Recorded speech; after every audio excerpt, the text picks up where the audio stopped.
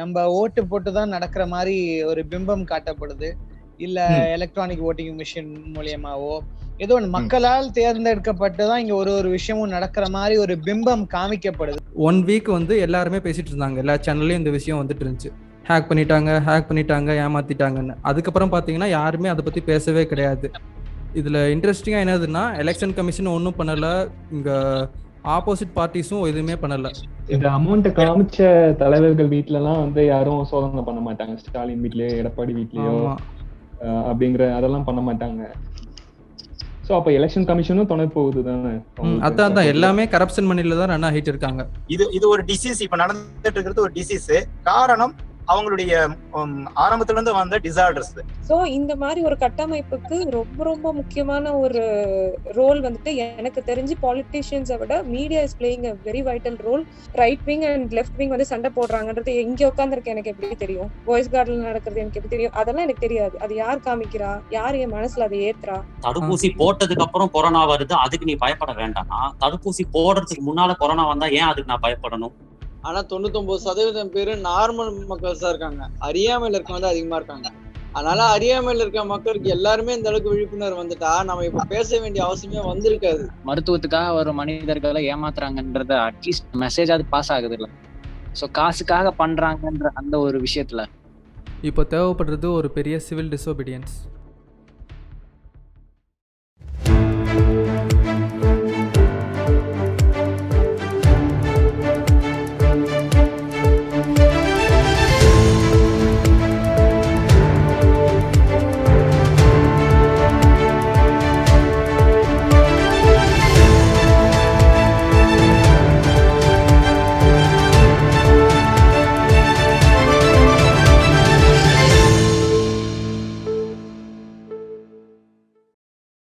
Just ஒரு 2 minutes ஒரு silent prayer. நம்மளை சுத்தி இருக்கிற எல்லாத்துக்கும் ஒரு நல்ல ஒரு வைப்ரேஷன். எல்லாரும் வாழ்க வளமுடன் முடிஞ்சா சொல்லுங்க. நல்ல என்னென்னலாம் நல்லதா மாறணுமோ அதை ஒரு நிமிஷம் நினைச்சு பார்த்து மனதார வாழ்க வளமுடன்னு சொல்லுங்க. அது அத்தனையுமே மாறுற மாதிரி ஒரு சின்ன ஒரு கற்பனை பண்ணி வாழ்க வளமுடன்னு மனசால சொல்லுங்க. வாழ்க வளமுடன், வாழ்க வையகம்.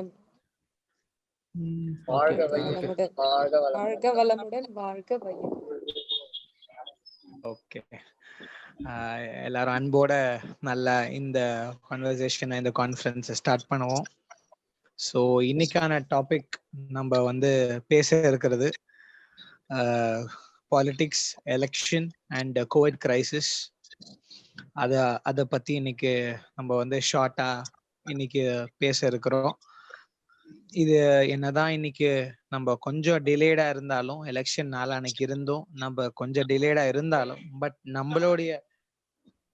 நம்மளுடைய கடமையை செஞ்சு நம்ம முதல்ல தெளிவாகும். எத்தனை பேர் பாக்குறாங்களோ பார்க்கட்டும். இது நம்மளுடைய இனிஷியேஷன் இப்பையில இருந்து நம்ம விதைக்கிறோம். அது மேபி இப்ப ரிஃப்ளெக்ட் ஆகலாம், இல்ல நெக்ஸ்ட் இயர், இல்ல நெக்ஸ்ட் எலெக்ஷன் ரிஃப்ளெக்ட் ஆகலாம். இது நம்மளுடைய பயணம். நம்ம இப்பதான் தொடங்கி இருக்கிறோம். நம்ம ஃபுல் ஃபிளெஜ்டா இதை செஞ்சு முழு மனதோட தொடங்குவோம். நம்மளுடைய ஒரு ரெஸ்பான்சிபிலிட்டி, நம்மளால என்ன செய்ய முடியுமோ அதை செஞ்சுக்கிட்டே இருப்போம். அதுக்காக தான் அது. ஸோ இங்க மீட்டிங்க்கு வந்த எல்லா பேனலிஸ்டுக்கும் thank you so much for coming. Thank you so much for coming. So let's start with the topic. இப்போ எலெக்ஷன் என்ன நடந்துட்டு இருக்கு, என்ன நிலவரம் இப்ப போயிட்டு இருக்கு, இப்போ நம்ம மக்களுக்கு இப்ப என்ன தெரியப்படுத்தணும், இப்போ முக்கியமா என்ன தெரியப்படுத்தணும், இந்த எலெக்ஷன் வந்து ஒரு மாயையா, எலெக்ஷனே ஒரு மாயை அப்படின்ற ஒரு வாதம் வைக்கப்படுது. எலெக்ஷனே வந்து சும்மா ஒரு மாயை, ஒரு இல்யூஷன், அது சும்மா நம்ம டெமோக்ரஸின்னு காட்டப்பட்ட ஒரு மாயை அப்படின்னு ஒரு சில பார்வைகள் வைக்கிறாங்க. அந்த பார்வைப்படி பாக்குறப்பவும் ஒரு சில டைம் சரியா வருது. எல்லாமே நம்ம ஓட்டு போட்டுதான் நடக்கிற மாதிரி ஒரு பிம்பம் காட்டப்படுது. இல்ல எலக்ட்ரானிக் ஓட்டிங் மிஷின் மூலியமாவோ ஏதோ ஒன்று மக்களால் தேர்ந்தெடுக்கப்பட்டுதான் இங்க ஒரு விஷயமும் நடக்கிற மாதிரி ஒரு பிம்பம் காமிக்கப்படுது, ஒரு இல்யூஷன், மாயை காமிக்கப்படுது. அதனால அது ஒரு பார்வை இருக்கு. சோ அதை எப்படி நம்ம பார்க்கலாம்? சரி, அப்படி மாயை இல்ல, உண்மையாலே சரி, இப்ப இந்த மாயை விட்டு, ஆனா இன்னைக்கு வந்து இந்த மாயை அப்படின்னு புரிஞ்சவங்க வெறும் ஒரு 10% தான். வெறும் ஒரு கொஞ்சம் பேரு தான் இத வந்து இப்படி இருக்கலாம், ஆமா சிஸ்டத்துக்கு மீறி யோசிச்சு இத தெளிஞ்சவங்க இருக்கிறாங்க. சரி, அதையும் மீறி இருக்கிறவங்களுக்கு இது எல்லாமே ஒரு ரியாலிட்டின்னு தான் நம்புறாங்க. இந்த டெமோக்ரஸி வந்து ஒரு உண்மை. இந்த ஜனநாயகம் அப்படின்றது ஒரு உண்மை. அது உண்மையிலே நடக்கிறதா நம்புறாங்க. சோ இப்ப நம்ம அந்த மாயையை விட்டு இந்த ஜனநாயகம் உண்மைனே வச்சுக்கிட்டா கூட அப்ப நம்ம ஓட்டிங்க வச்சு நம்ம வந்து இந்த ஒரு சரித்திரத்தை மாத்த முடியுமா? நம்மளால நம்ம ஓட்டிங்க வச்சு நம்மளுடைய ரெப்ரசன்டேட்டிவ நம்ம சூஸ் பண்ண முடியுமா? மாயை அப்படின்ற பிம்பத்தை மீறி நம்ம டெமோக்ரஸி உண்மைன்னே எடுத்துப்போமே, அப்படி நம்மளால செய்ய முடியுமா? சோ அத பத்தி சொல்லுங்க. இது கம்ப்ளீட் டிராமா, இதுல ஒன்றும் மாற்று கருத்தே இருக்க முடியாது. பட் இது எந்த அளவுக்கு நமக்கு வந்து பாதிப்பு ஏற்படுத்துது, எந்த அளவுக்கு இதுல இருந்து நாம விலகி இருக்கணும், இதுதான் நாம பார்க்க வேண்டிய விஷயமா இருக்கும். ஒவ்வொரு தனி மனிதனுக்கும் இதெல்லாம் நல்லதுன்னு சொல்லி நம்ம ஒவ்வொருத்தருக்கும் நம்ம சொல்லி கொடுக்கறத விட, நமக்கு எது நல்லது, நம்மளோட ஒத்து வரவங்களுக்கு எப்படி நம்ம இதை ஷேர் பண்ணி சொல்றது. இவங்களுடைய இந்த டிராமாவோட கண்டினியூஷன்ல வரக்கூடிய பாலிடிக்ஸ்ல பப்ளிக் அவேர்னஸா இருக்கக்கூடியவங்க யாரும் யுனைட் ஆக முடியாத ஒரு சூழலை உருவாக்கி இருக்காங்க. அதுதான் அவங்களுடைய சக்சஸ். ஒரு தனிப்பட்ட ஒரு மீட்டிங் போட்டோ, தனிப்பட்ட கூட்டம் கூடியோ இந்த டிராமா டைரக்டர்ஸுக்கும் ப்ரொடியூசர்ஸுக்கும் ஆக்டர்ஸுக்கும் நடுவுல போய் வேற எதையும் நீங்க பேசிட முடியாது. அப்படிங்கிற லெவல்ல அவங்க ஒரு கார்டிங் நெட்வொர்க்ல தான் அவங்க சேஃபா பிளே பண்ணிட்டு இருக்கிறாங்க. அந்த தைரியத்திலேயே பண்றாங்க. இது ஒரு பக்கம் பாலிடிக்ஸ் பொறுத்த வரைக்கும். இப்போ எலெக்ஷன் பொறுத்த வரைக்கும் பாத்தீங்கன்னா இது வந்து பாத்தீங்கன்னா கம்ப்ளீட் மேட்ச் பிக்சிங் போலதான். ஸோ எனக்கு தெரிஞ்சு இன்னைக்கு வரைக்கும், நேத்துல இருந்து இன்னைக்கு வரைக்கும் பாத்தீங்கன்னா மேக்சிமம் இலைக்கு வந்து கம்ப்ளீட் பிக்சிங் வந்து ஓரளவுக்கு முடிச்சிட்டாங்க. என்னுடைய பார்வையில நிறைய அது மட்டும் தான் தெரிஞ்சது. சன்னுக்கு வந்து இன்னும் தெரியல. அது எப்ப சன்னு வந்து நைட்ல மட்டும் தான் அது செய்யுமா அப்படிங்கிறது தெரியல. லீஃபை பொறுத்த வரைக்கும் பகல்ல ஃபுல்லாவே நல்லாவே ஓப்பனாவே எல்லா இடத்துலயுமே எனக்கு தெரிஞ்சு வந்து ஈவன் பஸ்ல போகும்போதே கூட நல்ல ஓப்பனாவே கான்வர்சேஷன் போயிட்டே தான் இருக்குது. ஸோ 1K அப்படிங்கிறது பெர் வோட் அப்படிங்கிறது வந்து ஃபிக்ஸடு. இங்க என் ஏரியால அந்த மாதிரி தான் பண்ணிட்டு இருக்காங்க. இப்போ டிராமா அப்படின்றத எப்படின்னு மக்கள் கொஞ்சம் விளக்குவோம். இப்ப நமக்கு புரிஞ்சிருச்சு இப்போ டிராமா எந்த அளவுக்கு எப்படியெல்லாம் இது டிராமாவா இருக்குன்னு. ஒருத்தரும் இதை கொஞ்சம் விளக்கி சொல்லுங்க. இப்ப பேனலிஸ்ட் யார் யார் இருக்கீங்களோ ஒருத்தரும் எப்படியெல்லாம் இது டிராமான்றது நமக்கு முன்னாடியே தெரிஞ்சிருக்கலாம். பட் இருந்தாலும் இப்ப டிஸ்கஸ் பண்ணுவோம். டிராமா எப்படி இந்த ஒரு பாலிடிக்ஸ் ஒரு டிராமாவா இருக்கு, எல்லாமே ஒரு நாடகமா இருக்குன்னு மக்களுக்கு தெரியப்படுத்துவோம். அத கொஞ்சம் ஷார்ட்டா எல்லாமே வந்து தெளிவா பேசுவோம். சொல்லுங்க எல்லாரும். பேசிக்கா கொஞ்சம் வருஷம் முன்னாடியே இவிஎம் மிஷின்ல ஹேக்கிங் பண்ணது வேர்ல்டு ஃபுல்லா, அந்த வேர்ல்டு இல்ல இந்தியா நியூஸ் ஃபுல்லா எல்லாருமே பேசிட்டு இருந்தாங்க. நேஷனல் நியூஸ் வரைக்கும் போச்சு. இவிஎம் மிஷின் ஹேக் பண்ணியிருக்காங்க, எப்படி ஓட்டு போட்டாலும் அவங்க சிம்பிளுக்கே தான் வருது அப்படின்னு சொல்லி வேர்ல்டு ஃபுல்லா பேசினாங்க. நம்ம நேஷன் ஃபுல்லா பரபரப்பா பேசினாங்க. ஆனா நெக்ஸ்ட் வீக் அந்த கண்டினியூஷனா வர வேண்டிய விஷயம் அப்படியே நிறுத்திட்டாங்க. அது ஒன்றும் ஒரு பெரிய விஷயம் கிடையாது, அதை வந்து ஸ்டாப் பண்ணியாச்சு அந்த மாதிரி சொல்லிட்டாங்க. அது அப்படியே காணாம போயிடுச்சு. இது எப்போன்னா ஒரு பிஜேபி ஜெயிச்சாங்க இல்லையா லாஸ்ட் டைம், அந்த டைம்ல வந்துச்சு. இங்க 1 வீக் வந்து எல்லாருமே பேசிட்டு இருந்தாங்க, எல்லா சேனல்லையும் இந்த விஷயம் வந்துட்டு இருந்துச்சு. ஹேக் பண்ணிட்டாங்க ஏமாத்திட்டாங்கன்னு. அதுக்கப்புறம் பாத்தீங்கன்னா யாருமே அதை பத்தி பேசவே கிடையாது. இதுல இன்ட்ரெஸ்டிங்கா என்னதுன்னா, எலெக்ஷன் கமிஷன் ஒன்றும் பண்ணல, இங்க ஆப்போசிட் பார்ட்டிஸும் எதுவுமே பண்ணல. யார் அதிகமா எலெக்ஷன் கமிஷனுக்கு காசு கொடுக்குறாங்களோ அவங்களுக்கு வந்து ஓட்டு போகும் போல இருக்கு. இங்க எல்லாருக்குமே இது தெரியும், ஆனா எதுவுமே பண்ணல. ஏதோ அவங்க ஓட்டு நம்ம போட்டு தான் அவங்க ஜெயிக்கிற மாதிரி பண்ணிட்டு இருக்காங்க. ஒரு இன்சிடென்ட் ஷேர் பண்ணணும்னு நினைக்கிறேன். ஸோ அதை வச்சு வேணும்னா நம்ம ஒரு முடிவுக்கு வரலாம். என்னன்னா, ஒரு 10 years பேக் வந்துட்டு ஒரு ப்ராஜெக்ட் ஆக்சுவலி அது வந்து குவாரை ப்ராஜெக்ட் மாதிரி. அது வந்து எப்படின்னா, யார் ஆட்சியில இருக்காங்களோ அவங்களுக்கு 60% கமிஷன், அண்ட் இல்லாதவங்களுக்கு வந்து சம் 70-30 இல்ல 60-40 தெரியல. ஸோ இதுல இது மாதிரி ஒரு அண்டர்ஸ்டாண்டிங்ல போகும்போது மிச்சம் எல்லாமே அந்த அண்டர்ஸ்டாண்டிங்ல போவாதாங்கிறது வந்து என்னோட தாட். ஆமா. அதே எக்ஸாக்டா மாதிரி நான் இப்போ அதுதான் நினைச்சேன். இப்போ ரீசென்ட்டா இந்த எலெக்ஷன் கேண்டிடேட்ஸ் எல்லாருமே அவங்களோட சொத்து இதெல்லாம் லிஸ்ட் பண்ணி குடுத்தாங்கல்ல, ஞாபகம் இருக்கா? அஃபிடவிட். ஆமா.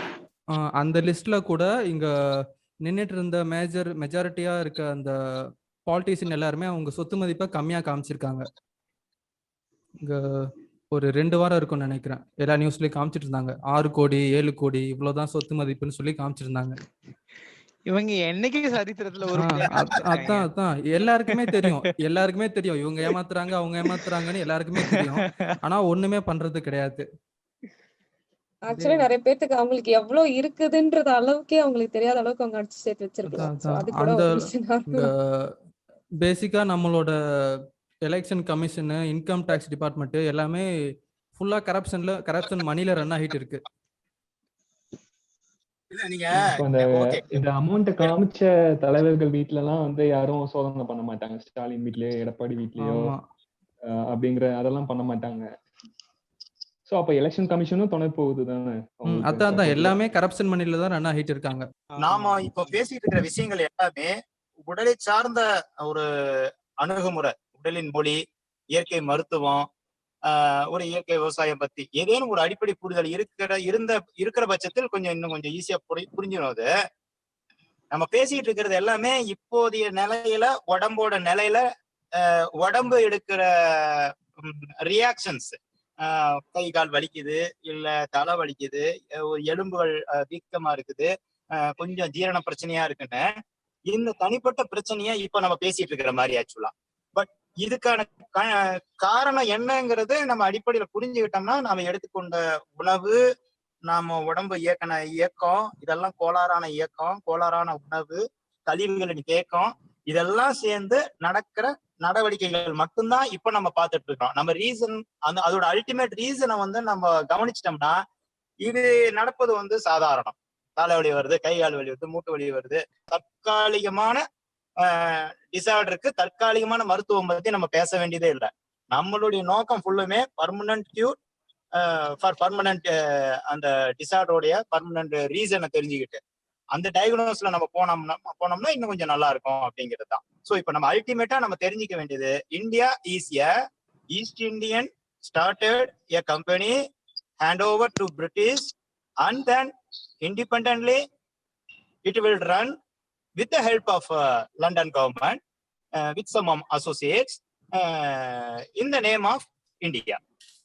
அந்த ஒரு கம்பெனி, அந்த கம்பெனில மேனேஜர்ஸ், சூப்பர்வைசர்ஸ் சேஞ்ச் ஆகிட்டே இருக்கிறாங்க. ஒரு ட்ரஸ்டோட கமிட்டி மெம்பர்ஸ் மாதிரி வச்சுக்கோங்க. இந்த கமிட்டி மெம்பர்ஸ் அப்பப்போ மாத்திட்டே இருப்பாங்களுடைய, but company is running financial with loan capacity அந்த ப்ராஃபிட் அண்ட் லாஸ் அக்கௌண்ட், லாப நஷ்ட கணக்குகளை வச்சு கடனை வாங்கி நிர்வாகம் பண்ணி இருக்கக்கூடிய கமிட்டி மெம்பர்ஸ் அனைவரும் அவங்களுக்கான ஊதியத்தை எடுத்துக்கிட்டு செய்யற ஊழியம், அவ்வளவுதான். இத புரிஞ்சுக்கிட்டோம்னா இங்க வரக்கூடிய எல்லா மெம்பர்ஸும் இந்த வேலையை தான் செய்ய வேண்டி இருக்கும். செய்யாதவங்க இருக்க முடியாது இந்த இடத்துல. அது கரெக்டா மகேஷ் அம்மா சொன்னாங்க. அப்போ இது ஒரு டிசீஸ், இப்ப நடந்துட்டு இருக்கிறது ஒரு டிசீஸ். காரணம் அவங்களுடைய ஆரம்பத்துல இருந்து வந்த டிசார்டர்ஸ், அவங்களுடைய மூவ்மெண்ட் அந்த மாதிரியான ஸ்டார்டிங் அப்படி இருந்ததுனால இது இன்னைக்கு இந்த டிசீஸ்ல நிக்குது. ஸோ நாம இப்ப இந்த டிசீஸ்க்கு டெம்பரரியா ட்ரீட்மெண்ட் கொடுக்கறது பத்தாது, தப்புன்னு சொல்ல வரல, ஆனா பத்தாது. அதனால நம்ம அல்டிமேட் அந்த டிசீஸ்ல இருந்து நம்ம கியூரேட்டிவ் என்ன, குணம் என்ன, அந்த நோயிலிருந்து நிரந்தர தீர்வுக்கு என்ன வழி அப்படிங்கறத நோக்கி நகர்ந்தா நல்லா இருக்கும் அப்படிங்கறது என்னுடைய கருத்து. சொல்லுங்க மகேஷ். அதுக்கு என்ன நம்ம பண்ணணும்னா, ஆக்சுவலி இப்போ கோவிட் அப்படின்ற ஒரு வார்த்தையே எனக்கு மீடியா பார்த்துதான் தெரிஞ்சுது. சோ கோவிட் நான் மீடியாவை சுத்தமா எனக்கு தெரியவே தெரியாது. நான் ஒரு காட்டுல வாழறேன் அப்படின்னா எனக்கு கொரோனா அப்படின்ற ஒரு ஊர் உலகத்துல பரவி இருக்கு, இப்படி எல்லாம் பண்றாங்கன்றது எனக்கு தெரிஞ்சிருக்காது. சோ இந்த மாதிரி ஒரு கட்டமைப்புக்கு ரொம்ப ரொம்ப முக்கியமான ஒரு ரோல் எனக்கு தெரிஞ்சு பாலிட்டிஷியன்ஸை விட media is playing a very vital role to அந்த அந்த அந்த என்ன சொல்றது, அந்த உளவியல் ரீதியான வார் அப்படின்னு சொல்றோம் இல்லைங்களா, அது இன்ன வரைக்கும் அதை சக்சஸ்ஃபுல்லா பண்ண முடியறதுக்கு ஒரே காரணம் இந்த மீடியா தான். எப்படி நம்மளோட ஒரு right wing and left wing வந்து சண்டை போடுறாங்கன்றது இங்க உட்காந்துருக்கு எனக்கு எப்படி தெரியும்? பாய்ஸ் கார்டன்ல நடக்கிறது எனக்கு எப்படி தெரியும்? அதெல்லாம் எனக்கு தெரியாது. அது யார் காமிக்கிறா, யார் என் மனசுல அதை ஏத்துறா? சோ அங்க அங்க இருக்கு. சோ அங்க இருக்கிற அந்த நம்பிக்கை வந்து மக்களுக்கு போகணும் ஃபர்ஸ்ட். அண்ட் அதுக்கப்புறமான ப்ராசஸ வந்துட்டு நம்மள மாதிரி ஆட்கள் எடுக்கணும்ன்றது என்னோட தாட் இதுல. Okay okay got it. ஆக்சுவலா கோவிட் அப்படின்ற ஒரு ஃபுல் ஃபார்ம் யாருக்கா தெரியுமா? ஃபர்ஸ்ட் டைம் மறந்துருச்சு. கோவிட் ஃபுல் ஃபார்ம் யாருக்கா தெரியுமா? கிளியரா சொல்லுங்க பாப்போம். கொரோனா வைரஸ் 2019 வரும் சம்திங். கோவிட்-19 ஓட ஃபுல் ஃபார்ம் யாருக்கா தெரியுமா? யாரா சொல்லுங்க. கொரோனா வைரஸ் இன்ஃபெக்ஷன் டிசீஸ் கரெக்ட்டா? ஆபீஷியலா இவங்க என்ன சொல்றாங்க? கேக்குதுனா சிவபாலனா சொல்லுங்க. கொரோனா வைரஸ் ஐடி 19 வரும். Corona virus ID corona virus ID 19.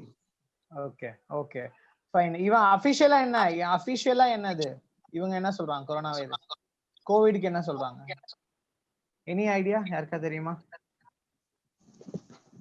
Corona virus infectious disease அது மாதிரி தான் சொன்னாங்களா? எனக்கு தெரியல ஆக்சுவலி இது.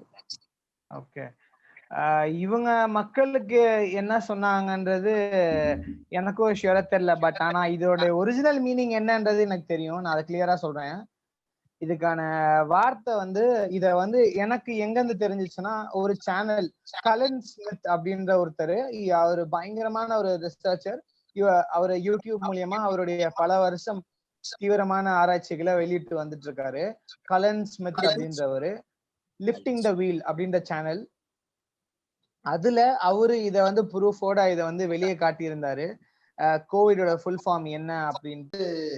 2019 டிசம்பர்ல நடந்தது வந்து எல்லாம் வேடிக்கை பார்த்தோம். அது டிராமா தான், நல்லா வேடிக்கை பார்த்தோம். அதே டிராமாவை வந்து ஃபுல்லா வேர்ல்டு வைடு பண்ண போறாங்கன்றது வந்து அந்த அளவுக்கு நாலேஜ் இல்லாம இருந்தது. ஆனா இப்ப இஸ்ரேல்ல பண்ற இந்த ரியல் ஸ்ட்ரக்சர் இருக்கு பாத்தீங்களா, இந்த e pass system. Okay, green pass. இந்த கிரீன் பாஸ் சிஸ்டம் சைனால பரவன மாதிரி ஏன் இந்த கிரீன் பாஸ் சிஸ்டமும் எல்லா இடத்துலயும் பரவக்கூடாது? சான்ஸ் இருக்கு, பாசிபிலிட்டி ரொம்ப அதிகமா இருக்கு. அதுவும் இன்னைக்கு மோடி வந்து ஏதோ மீட்டிங் அது இதுன்னு சொல்லிட்டு பில்டப் பண்ணிட்டு இருக்காரு. பாத்தீங்களா? இன்னைக்கு நானே லேட்டா தான் பார்த்தேன். ஆமா, அந்த டவுட் வந்து எனக்கு இப்போ அந்த இஸ்ரேல்ல பண்ண அன்னைக்கு அந்த நியூஸை பார்த்த அன்னையில இருந்தே அந்த டவுட் இருந்தது. ஃபர்ஸ்ட் நான் வந்து அந்த இஸ்ரேல் நியூஸ் வந்து நம்பல, ஏதோ ஒரு சும்மா சொல்லிட்டு இருக்காங்க அப்படின்னு நினைச்சேன். அங்க போய் செக் பண்ணி பார்த்ததுக்கு அப்புறமா தான் தெரியுது ஒரிஜினலாவே இப்படி ஒரு கிரீன் பாஸ்போர்ட் அப்படின்னு சொல்லி ஒரு விஷயம் கொண்டு வந்து எல்லாத்தையும் ஃபோர்ஸ் பண்ணிட்டு இருக்காங்க அப்படின்னு. ஏன்னா ஏகப்பட்ட பேர் வந்து பிட்ஜூட் இண்டிவிஜுவலா பண்ண வீடியோஸ் எல்லாம் இருக்குது, அதெல்லாம் பார்த்தேன் நானு. இப்ப பார்த்தப்போ அதுல நிறைய இன்ஃபர்மேஷன் வந்தது. கரெக்ட். இங்க நான் சொன்ன மாதிரி இங்க ஒரு வாரத்துக்கு முன்னாடி இஸ்ரேல்ல இருந்த ஒரு லேடி வந்து ரொம்ப டெலிகிராம்ல எல்லாம் மெசேஜ் பண்ணிட்டு இருந்தாங்க. வாய்ஸ் மெசேஜ் மாதிரி என்னெல்லாம் நடந்துட்டு இருக்கு, எப்படி போயிட்டு இருக்கு, இந்த மாதிரி ரொம்ப சீரியஸ் ஸ்டஃப்.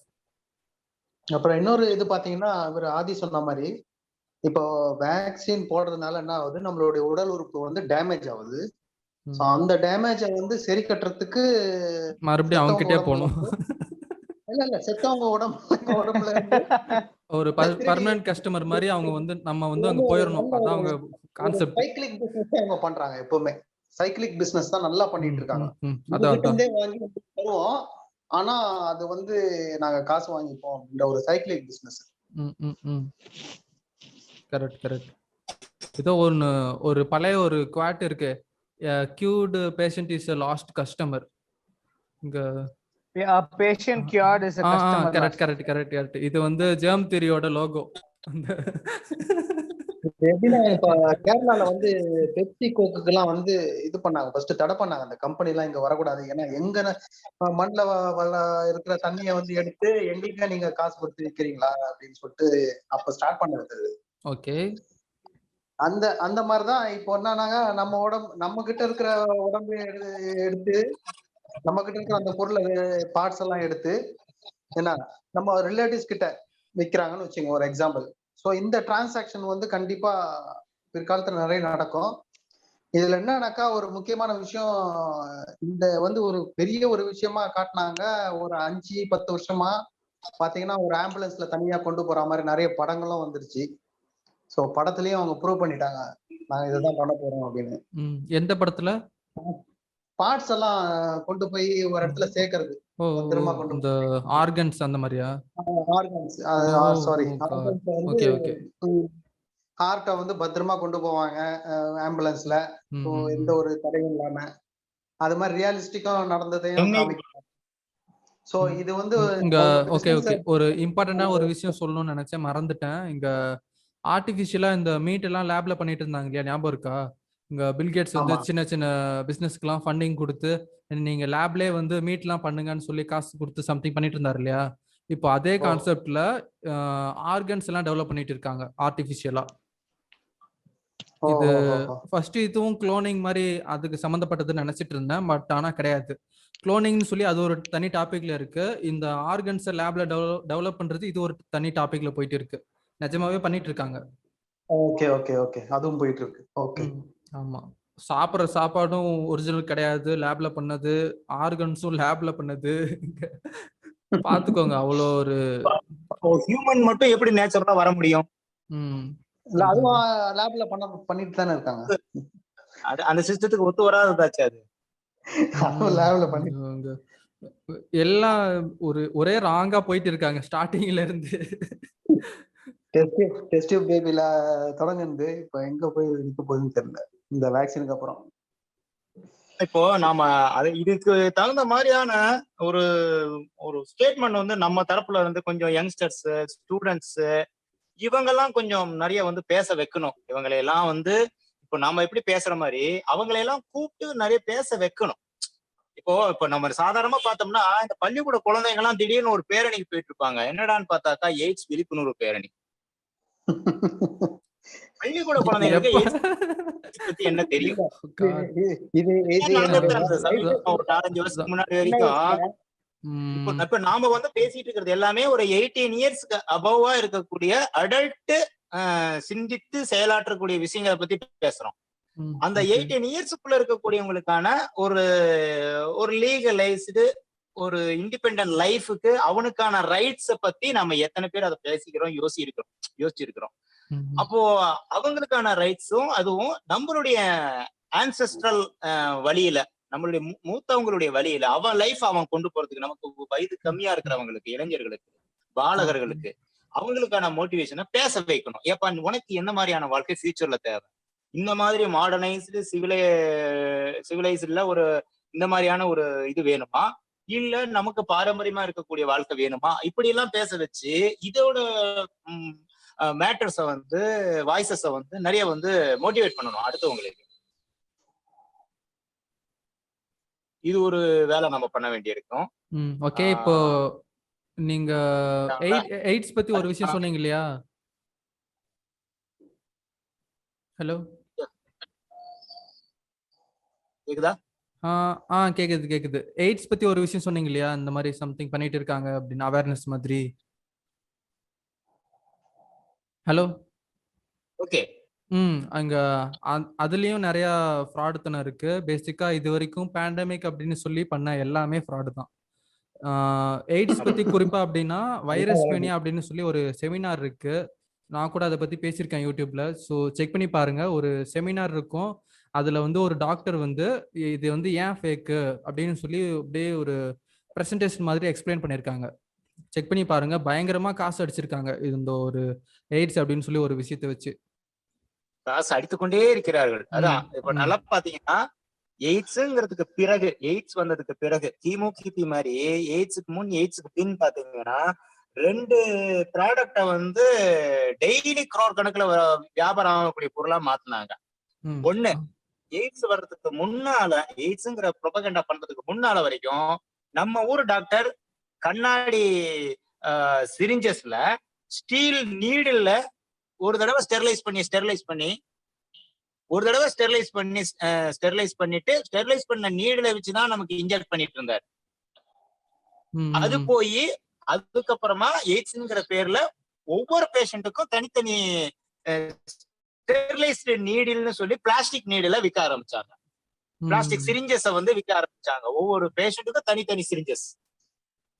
ஓகே. வருஷத்துக்கே ஒரு சிரிஞ்சு ஒரு 10 நீடில வந்து ஸ்டெரிலைஸ் பண்ணி யூஸ் பண்ணிட்டு இருந்த ஆள ஒவ்வொரு நாளும் 100 கணக்குல யூஸ் பண்ண வச்சுட்டாங்க. இது ஒரு பிசினஸ் டாக்டிக். இதே பேட்டர்ன் இப்ப நீங்க வச்சுக்கலாம்.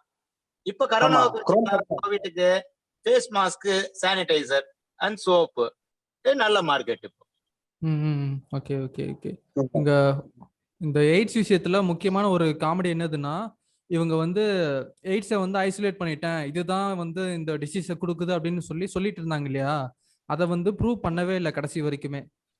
இல்லாத ஒரு விஷயத்த, ஒரு ப்ரூவ் பண்ணாத ஒரு விஷயத்த, இதுதான் வந்து இந்த டிசீஸை கொடுக்குதுங்க, இது வந்து இப்படிதான் பரவுது, இதுக்கு நீங்க இதெல்லாம் பண்ணணும், இதுக்கு எங்களோட மருந்தை நீங்க வந்து போட்டுக்கணும், அந்த மாதிரி சொல்லி ஏமாத்திட்டு இருக்காங்க.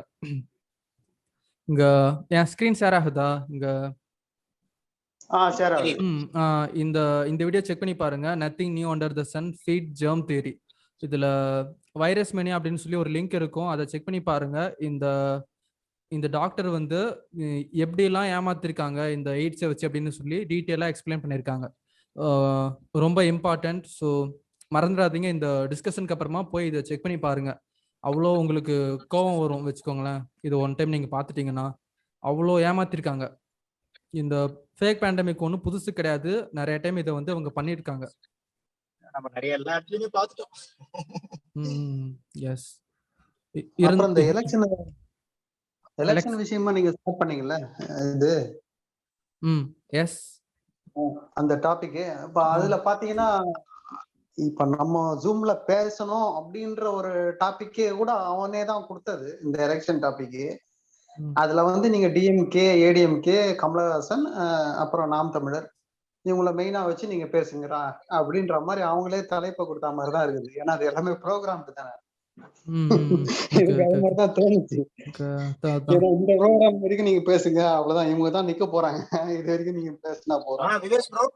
நீங்க சொன்ன அந்த இஸ்ரேல் இருக்கக்கூடியது இப்போ இந்த சின்ன சின்ன நாடுகள், இது வந்து நம்ம பெரிய செந்தமிழுடைய தந்தை மணியரசன் ஐயா சொன்னது போல 10 லட்சம் 20 லட்சம் பேர் இருக்கிறவங்க நாடா இருக்கிறாங்க, அவங்க யுனைடெட் நேஷன்ல மெம்பரா இருக்காங்க, அவங்களுக்கு வாய்ஸ் இருக்கு. இப்ப இதை எடுத்துக்கிட்டீங்கன்னா, சிலோன் எடுத்துக்கிட்டீங்கன்னா 2 கோடி பேர் சிலோன் சிங்களவர்கள் இருக்கிறாங்க, அவங்களுக்கு ஐநாவுல ஒரு இடம் இருக்கு, குரல் இருக்கு.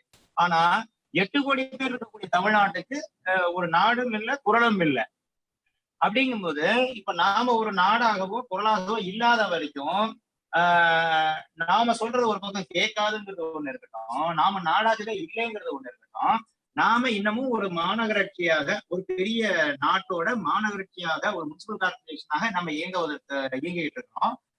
அதனால வந்து இங்க வந்து அந்த தாக்குதல் வந்து முழு அளவுல நடக்காது, நடக்கும், ஆனா முழு அளவுல நடத்தி வைக்க முடியாது இங்க பொறுத்த வரைக்கும்.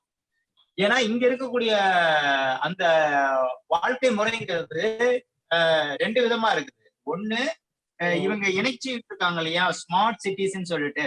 இந்த ஸ்மார்ட் சிட்டிஸ் எல்லாம் சேர்ந்த ஒரு நாடு, ஸ்மார்ட் சிட்டிஸ் எல்லாம் இணைஞ்சு இருக்கிற ஒரு நாடு இது இந்தியான்னு வெளியில நினைக்கக்கூடிய அளவுல இருக்கும். ஆனா இந்த ஸ்மார்ட் சிட்டிஸை தாண்டி சாதாரண கிராமங்களும் இருக்கு. இந்த கிராமங்களை இவங்க எல்லா இதுக்கும் நவீனத்துக்கும் உட்படுத்திட முடியாது. இவங்க கணக்குக்கு உட்படுத்திட்டு தான் காமிக்கலாம். இப்போ ஒரு சின்ன உதாரணத்துக்கு சொல்ல பாருங்க. இப்ப இருக்கக்கூடிய கவர்மெண்ட்ல வந்து அவங்க கொடுத்திருக்கிற ஒரு விளம்பரத்துல நம்ம மாநிலத்துல 100% பிரசவம் ஹாஸ்பிட்டல்ல நடக்குது, இதுதான் அவங்க கொடுக்குற ஸ்டேட்மெண்ட். இது அதுல majority government hospital and private hospital. ஆக மொத்தமா பிரசவங்கிறது ஹாஸ்பிட்டல்ல மட்டும்தான் நடக்குது. 100% அப்படின்னு சொல்றாங்க. ஆனா இப்ப நாங்க எங்களை சார்ந்தவர்கள் இவர்கள்லாம் வந்து வீட்டுல பிரசவம் பண்ணிட்டோம், ஹாஸ்பிட்டல் போகாம பண்ணிக்கிட்டோம். எங்களை ரெஜிஸ்டர் பண்ணனதும் இந்த மாதிரியான ப்ரொபகண்டாவில ரெக்கார்ட் ஆகல. ஆனா ஒரு ஃபோர்ஜரியா ஒரு மெசேஜ் பண்றாங்க. அப்போ நாங்களும் இருக்கோம், ஆனா நாங்க ரெக்கார்ட்ல இல்லாம இருக்கோம். அந்த மாதிரி நீங்க சொல்ற விஷயங்கள் இருக்கும், எல்லா இடத்துலயும் நடந்துட்டு இருக்கிற மாதிரி, இந்தியா முழுவதும் இப்படிதான் இருக்குங்கிற மாதிரி அவங்க போக்கஸ் பண்ணலாம். ஆனா அப்படி கொண்டு வந்துட முடியாது. இருக்கக்கூடிய நம்மளுடைய வாழ்வாதார சூழல்கள் வந்து வாழ்வாதார மக்களுடைய நிலைமை, பாரம்பரியமான மக்களுடைய கிராம மக்களுடைய நிலைமையில இதெல்லாம் அப்ளிகபிள் பண்ணிட முடியாது. அதனால அதுதான் நம்ம ஏற்கனவே சொன்னாருன்னு நினைக்கிறேன் விவேஷ், நீங்க பிரச்சனைங்கிற அந்த வார்த்தை பயன்படுத்துறது அப்படிங்கிற மாதிரி இந்த சிந்தனைகள் ஃபுல்லுமே இப்ப நாம வந்து பார்த்துட்டு விஷயங்கள் எல்லாமே நம்ம சிந்தனைகள்ல உள்ள கொண்டு போய் இதை நடத்தி காட்டுவத, இது நடந்தா எப்படிங்கிற விஷயத்த சிந்திச்சு நடக்கிறதுக்கான வாய்ப்பையும் உருவாக்கிடக்கூடாது. ஆமா, நம்ம நினைக்கிறதுக்கு ஒரு பவர் இருக்கு. ஆமா, அதனால முடிஞ்ச அளவுக்கு இந்த சிந்தனை இல்லாத சிந்தனைகளை கொஞ்சம் மாத்தி, இது இல்லாத நம்ம பாரம்பரியமான வாழ்க்கை முறையில வாழ்க்கணும், பாரம்பரியமான வாழ்க்கைக்கு நாம ஜாயிண்ட் ஆகணும், இதுவும் இருக்குது அப்படின்னு இந்த சிந்தனையும் பக்கமும் திருப்பிக்கலாம். அதை தவிர்க்க முடியாதுதான். இருந்தாலும் இந்த பக்கம் போக்கஸ கொஞ்சம் கொண்டு வந்துகிட்டே இருந்து அந்த போக்கஸ கொஞ்சம் கொஞ்சமா மறைச்சு விட பார்க்கணும். இப்ப நாம அதுதான் பண்றோம். இப்ப இன்னைக்கு இந்த நிலைமையில நம்ம பேசிட்டு இருக்கோம்னா, இப்ப ஒரு 6-7 பேர் பேசிட்டு இருக்கோம்னா, போன வருஷம் இந்த 6-7 பேர் எங்க இருக்காங்கன்னு தெரியாது. ஆனா இன்னைக்கு இருக்கிறோம். இன்னைக்கு நாம ஒரு இடத்துல ஒரு மீட்டிங்ல இந்த 7 பேர் இருக்கிறோம். இந்த மாதிரி எத்தனை பேர் சேர்ந்து பேசிட்டு இருக்காங்கன்னு நமக்கு தெரியாது. யாரு எங்கெங்க எந்தெந்த ரூபத்துல பேசிட்டு இருக்காங்கன்னு தெரியாது. இந்த மாதிரி மேட்டர்ஸ் எல்லாம் அது மாதிரி இந்த அவேர்னஸ் இருந்துட்டு தான் இருக்குது. பெண்கள் மட்டும் புரிஞ்சுக்கிட்டு அந்த குடும்பங்கள்ல மாற்றம் வந்துருச்சுன்னு சொன்னா கண்டிப்பா இந்த நிர்வாக சிஸ்டத்தை ஓரளவுக்கு எதிர்கொள்வதற்கான சக்தி நமக்கு கிடைச்சிடும். ஏன்னா சக்தி அவங்க கேந்திரம் வந்து அவங்கதான். பெண்கள் முடிஞ்சா நிறைவேற்றினா கண்டிப்பா முடியும்.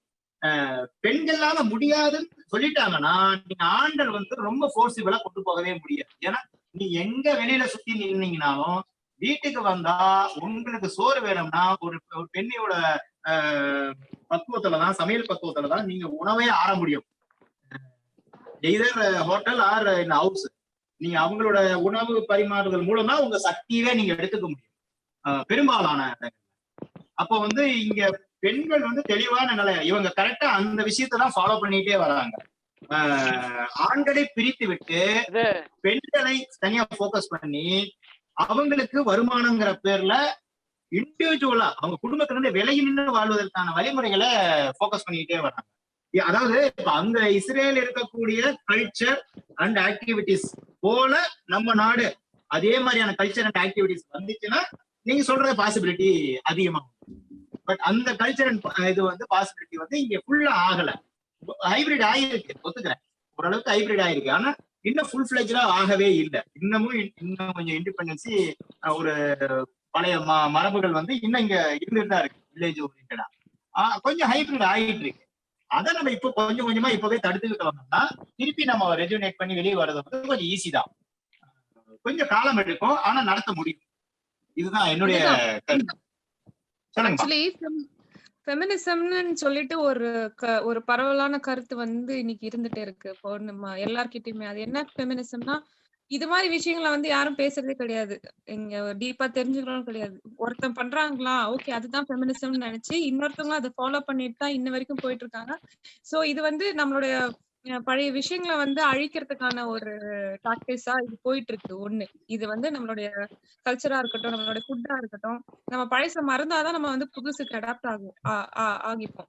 இது ஒண்ணு. நீங்க ரெண்டாவது சொன்னீங்க பாத்தீங்களா, இப்ப வந்து இந்தியான்ற மாதிரி இந்த நம்ம நாடு மாதிரி ஒரு கண்ட்ரில வந்துட்டு இந்த மாதிரி விஷயங்கள்லாம் வந்து நிறைய இஸ்ரேல்ல பண்ற மாதிரி ஃபுல் ஃபிளெஜ்டா பண்ண முடியாது அப்படின்னு சொல்றீங்க. அது ஒத்துக்கிறேன். ஏன்னா ஃபுல் ஃபிளெஜ்டா பண்ண முடியாது. ஏன்னா இங்க இருக்க பாப்புலேஷன் அண்ட் இங்க இருக்க கல்ச்சர், இங்க இருக்க ஹெரிடேஜ், டைவர்சிட்டி எல்லாமே அதுக்கு ரீசனா இருக்கலாம். ஆனா அதுக்குதான் என்ன பண்றாங்கன்னா, விவசாயம் அப்படின்ற ஒரு விஷயம் வந்து மொத்தமா ஒருத்தர் கையில போயிட்டோம்னா எல்லாருமே அடிமை ஆயிடுறாங்க. அது ஒரு பெரிய கண்ட்ரியா இருந்தாலும் சரி, ஒரு பெரிய ஒரு மாநிலமா இருந்தாலும் சரி. இப்போ இந்தியால ஒரு சட்டம் கூட தமிழ்நாடுக்கும் அது அப்படித்தானே போயிட்டு இருக்கோம். நம்ம காமனா தானே அதை ஃபாலோ பண்ணிட்டு இருக்கோம் இன்ன வரைக்கும். சோ அது மாதிரி ஒரு விஷயம் போயிட்டு அப்படியே கொண்டு போயிட்டு இருக்காங்க. அது எல்லாத்தையுமே பண்றதுக்காக அப்படிதான் நம்மளும் அப்படிதான் போயிட்டு இருக்கோம். சோ அதை மாத்துறதுக்கு ஏதாச்சும் வழி என்ன அப்படின்றது வந்து நம்ம எல்லாருக்கும் புரிய வைக்கணும்ன்றது என்னோட பாயிண்ட்.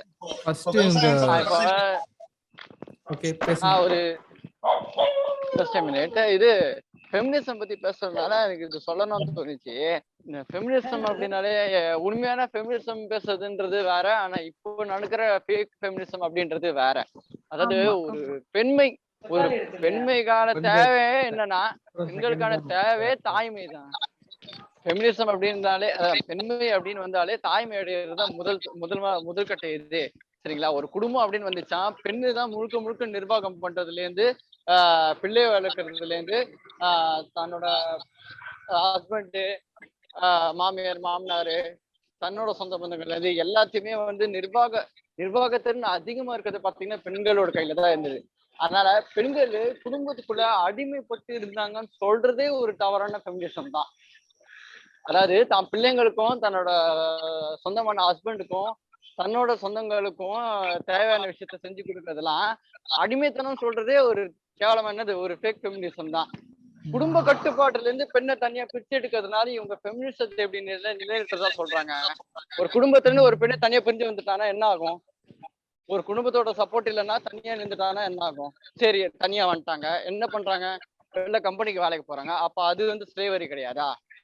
குடும்பத்துல இருக்கும் போதாச்சும் நிர்வாகம் உங்க கையில இருக்கு. உங்களுக்கு தேவையான காசை ஆண்கள் சம்பாதிச்சுட்டு வந்து கொண்டு கொடுப்பாங்க. நிர்வாகமே பெண்கள் தான் பண்ண முடியும், ஆண்களால பண்ண முடியாது. உண்மையான ஃபேக்டே அதுதான். ஆண்களால் நிர்வாகமே பண்ண முடியாது, சம்பாதிக்க மட்டும்தான் தெரியும் ஆண்களுக்கு.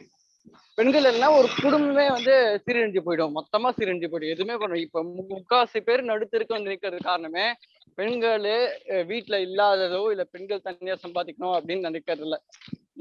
சம்பாதிப்பாங்க. அந்த காலத்துல வந்து விவசாயம் பண்ணியிருந்தாங்க, பெண்களும் சேர்ந்து வேலை செஞ்சிருக்காங்க, அது வேற. ஆனா அவங்க குடும்ப கட்டுப்பாடோட இருந்தாங்க, குடும்பத்தோட ஒன்றி இருந்தாங்க. இப்போ குடும்பத்தோட பிரிஞ்சு போயிட்டு இந்த மாதிரி தனியா இருந்துட்டு தனியா சம்பாதிக்கணும்னு நினைச்சு பண்றதெல்லாம் வந்து இதுதான் ஃபேக் ஃபெமினிசம். இது பேரு என்னன்னா, இப்ப இதை எப்படி நீங்க குடும்ப கட்டுப்பாடோட இருந்தீங்க, குடும்பத்தோட ஒன்றி இருந்தா மட்டும்தான் உங்களால பயிற்சி இருக்க முடியும். குடும்பத்துல இருந்து தனியா வெளில வந்துட்டா ஒரு பெண்ணு வந்து இந்த உலகத்துக்கே அடிமைன்ற மாதிரி கிட்டத்தட்ட. நான் என்ன சொல்ல வந்தேன்னா, ஆக்சுவலி ஃபெமினிசம் வந்து இவங்க வந்து எல்லா ஏரியாஸ் ஆஃப் ஒர்க் பண்றாங்க அப்படின்ற ஒரு பாயிண்ட்ல தான் வந்து ஃபெமினிசமையும் உள்ள கொண்டு வந்தது. காரணமே அதுதான்.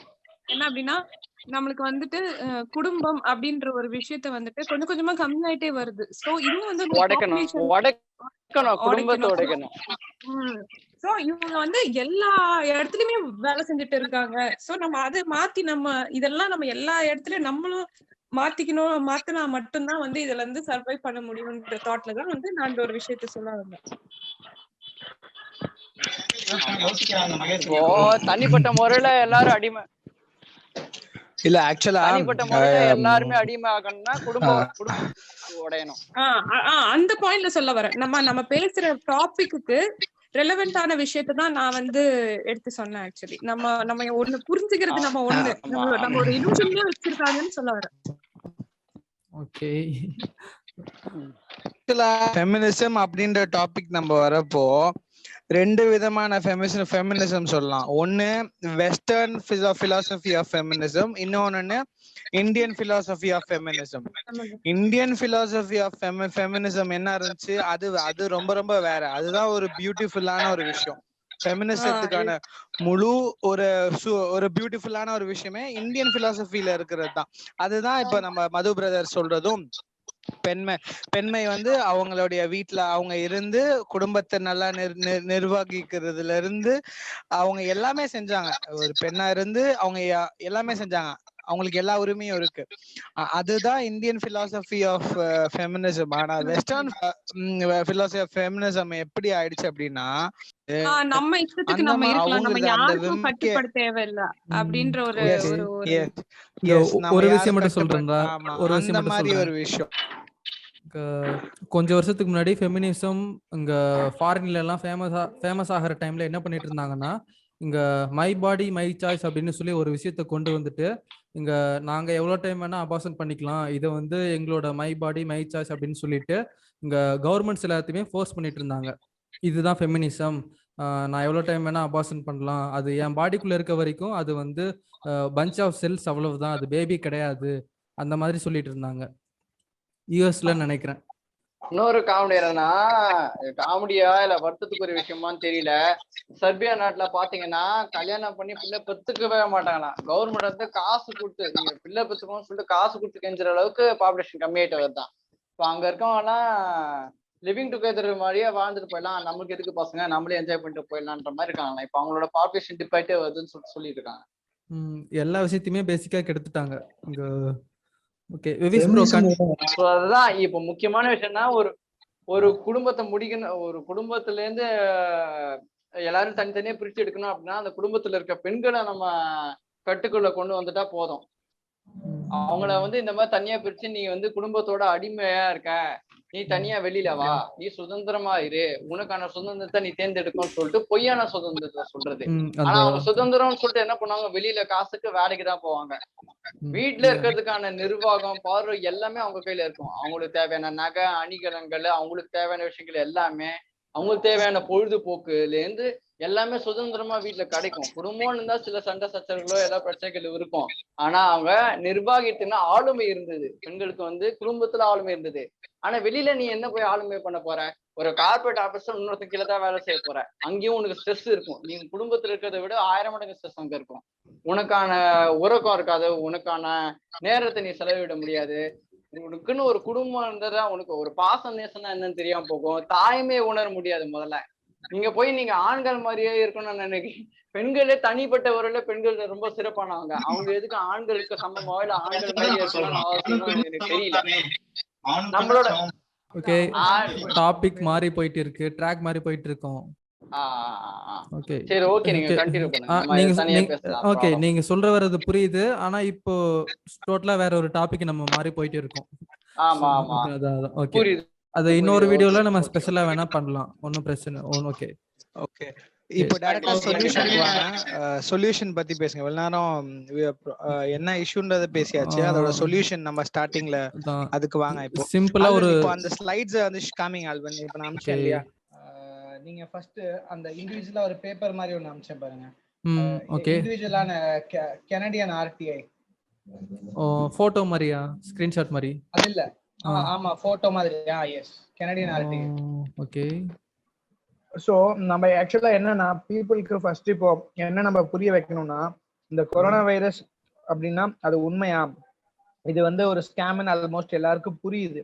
இது ஏதோ ஒரு வகையில அரசாங்கம் பண்ற ஒரு மோசடி, ஏதோ ஒரு வகையில அப்படின்னு மக்களுக்கு புரியுது. ஆனா எப்படின்னு தான் தெரியல. அதான் பேசிக்கா அவங்களுக்கு தெரியுது அதான். ஆனா அதை வந்து அப்படியே விட்டுறாங்க, ஃபாலோ பண்ணிட்டு அமைதியா போயிடுறாங்க. ஆமா, ஏன்னா புரியல அவங்களுக்கு. வந்து ஏதோ ஒரு வகையில புரியுது, எல்லாம் நடத்துறாங்க டாக்டர்ஸ் எல்லாரும், WHO டாக்டர்ஸ்ல இருந்து அரசாங்கம் முன்னெடுத்துற டாக்டர்ஸ் அவங்க எல்லாரும் சேர்ந்து டிராமா பண்றாங்க புரியுது. ஆனா எப்படின்னு புரியல. எப்படி அதுவும் இல்லாம அவங்க சொல்றதெல்லாம் கேட்டு போயிட்டு அப்படியே விட்டுருவாங்க, நம்ம பழைய நிலைமைக்கு போயிடலாம் அப்படின்னு சொல்லி நம்புறாங்க. அப்போ நம்ம இந்த ஆர்டிஐ பத்தி யாருக்கு தெரியும்? யாரும் கிளியரா ஆர்டிஐ பத்தி சொல்லுங்க, மக்களுக்கு தெரியற மாதிரி. ஆர்டிஐயோட இம்பார்ட்டன்ஸ், ஆர்டிஐயோட சிறப்பு சொல்லுங்க. Right to information. அதான் எஸ், வேக்சின் ஆர்டிஐயா? இல்ல பேசிக்காவே ஆர்டிஐனா என்ன, அதோட ஆர்டிஐயோட யூஸ் என்ன, அது எப்படி, அதோடைய யூஸ் என்ன, அதோடைய அது எவ்வளவு பெரிய ஒரு பொக்கிஷம் சொல்லுங்க. அது ரெண்டு டைமென்ஷன் இருக்கு. ஒன்னு வாரன் பாலா கொடுக்குற டைமென்ஷன், இன்னொன்னு கவர்மெண்ட் கொடுக்குற டைமென்ஷன். இப்போ வாரன் பாலா கொடுக்குற டைமென்ஷன் ஆர்டிஐ பத்தி என்ன சொல்ல வரேன்னா, ஆர்டிஐங்கிறது ஒண்ணு வந்து தேவையில்லாத ஒண்ணு அரசாங்கம் நமக்கு வந்து கொடுத்துருக்கு. ஆல்ரெடி இது வந்து நார்மலாவே ஒவ்வொரு ஆபீஸ்லயும் இவங்க வந்து டேட்டா வந்து கலெக்ட் பண்ணி யார் கேட்கறாங்களோ, பப்ளிக் கேட்கறாங்களோ கொடுக்க வேண்டிய ரூல் இருக்கு.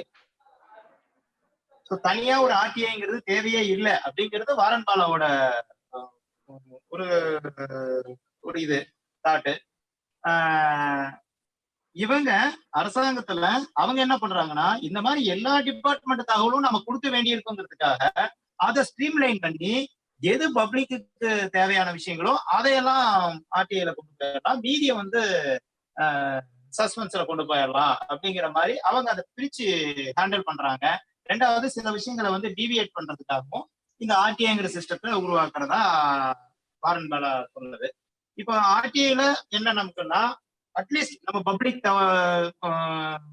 டேட்டாஸ் வந்து நமக்கு தேவைப்படுற விஷயங்களை நீங்க 10 ரூபா ஸ்டாம்ப் மட்டும் ஒட்டி எத்தனை கேள்விகள் வேணாலும் கேட்கலாம். ஒரு தரப்புல நீங்க என்ன கேள்வி கேட்கறீங்களோ, ஒரு டிபார்ட்மெண்ட்டுக்கு என்ன கேட்கறீங்களோ அந்த டிபார்ட்மெண்ட் சம்பந்தப்பட்ட கேள்வி மட்டும் நீங்க தொடர்ந்து கேட்கலாம்.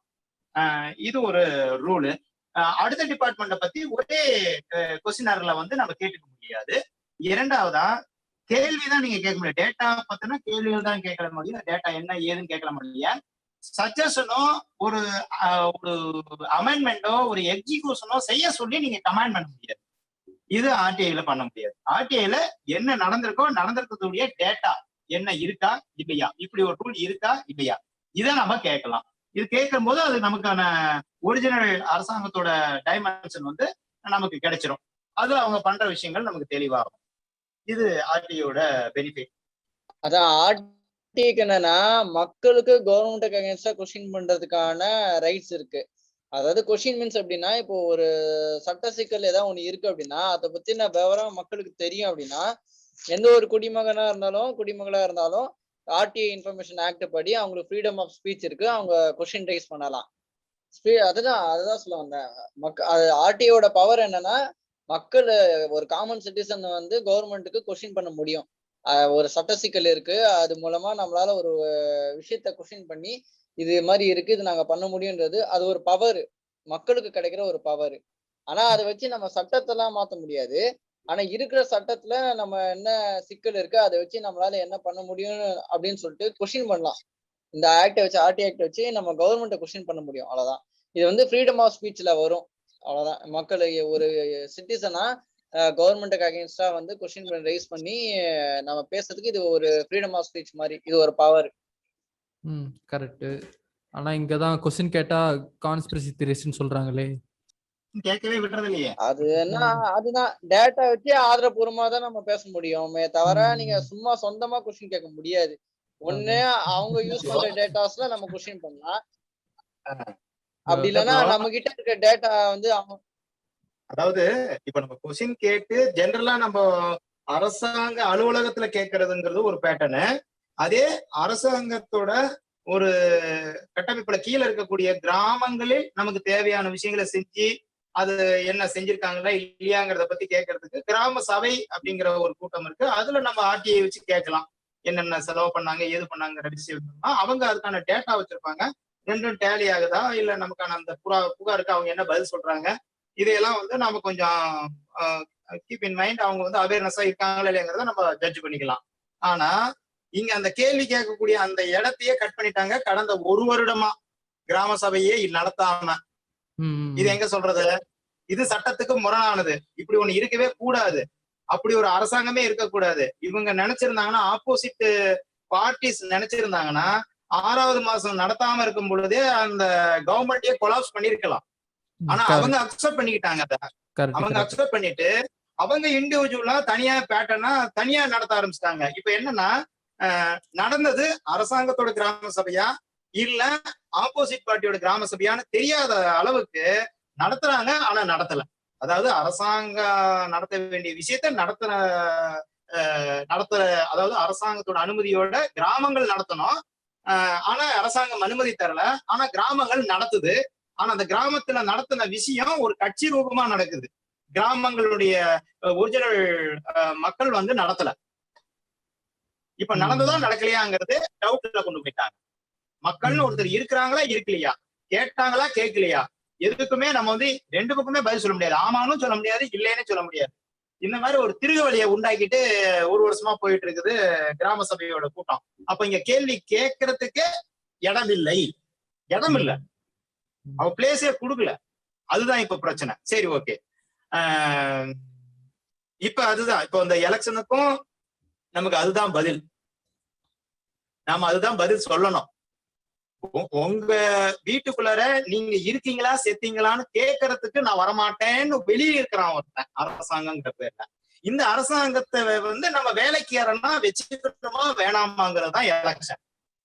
நல்லா புரிஞ்சுக்கணும். அரசாங்கங்கிறது குடியரசுத் தலைவர் முதல் கொண்டு குப்பை பொறுக்க வர்ற முனிசிபாலிட்டி ஊழியர் வரைக்கும் மக்களாகிய நாம் செலுத்துகின்ற வரிப்பணத்தில் ஊழியம் பெற்றுக்கொண்டு இந்த மக்களுக்கான நிர்வாக அமைப்புல மக்களுக்கு தேவையான விஷயங்களை கொள்கை ரீதியாக வடிவமைச்ச விஷயங்களை நமக்கான சர்வீஸ் சேவையாக செய்து தர வேண்டிய ஊழியம் தான் அவங்க செய்யறாங்க. அதுக்கு கூலியை வாங்கிக்கிறாங்க.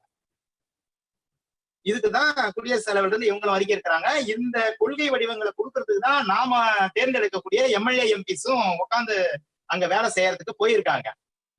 இப்போ நம்ம கிட்ட சம்பளம் வாங்கி நம்ம கிட்ட வேலை பாக்குறவங்க நமக்கு சம்பளம் கொடுக்குறாங்க.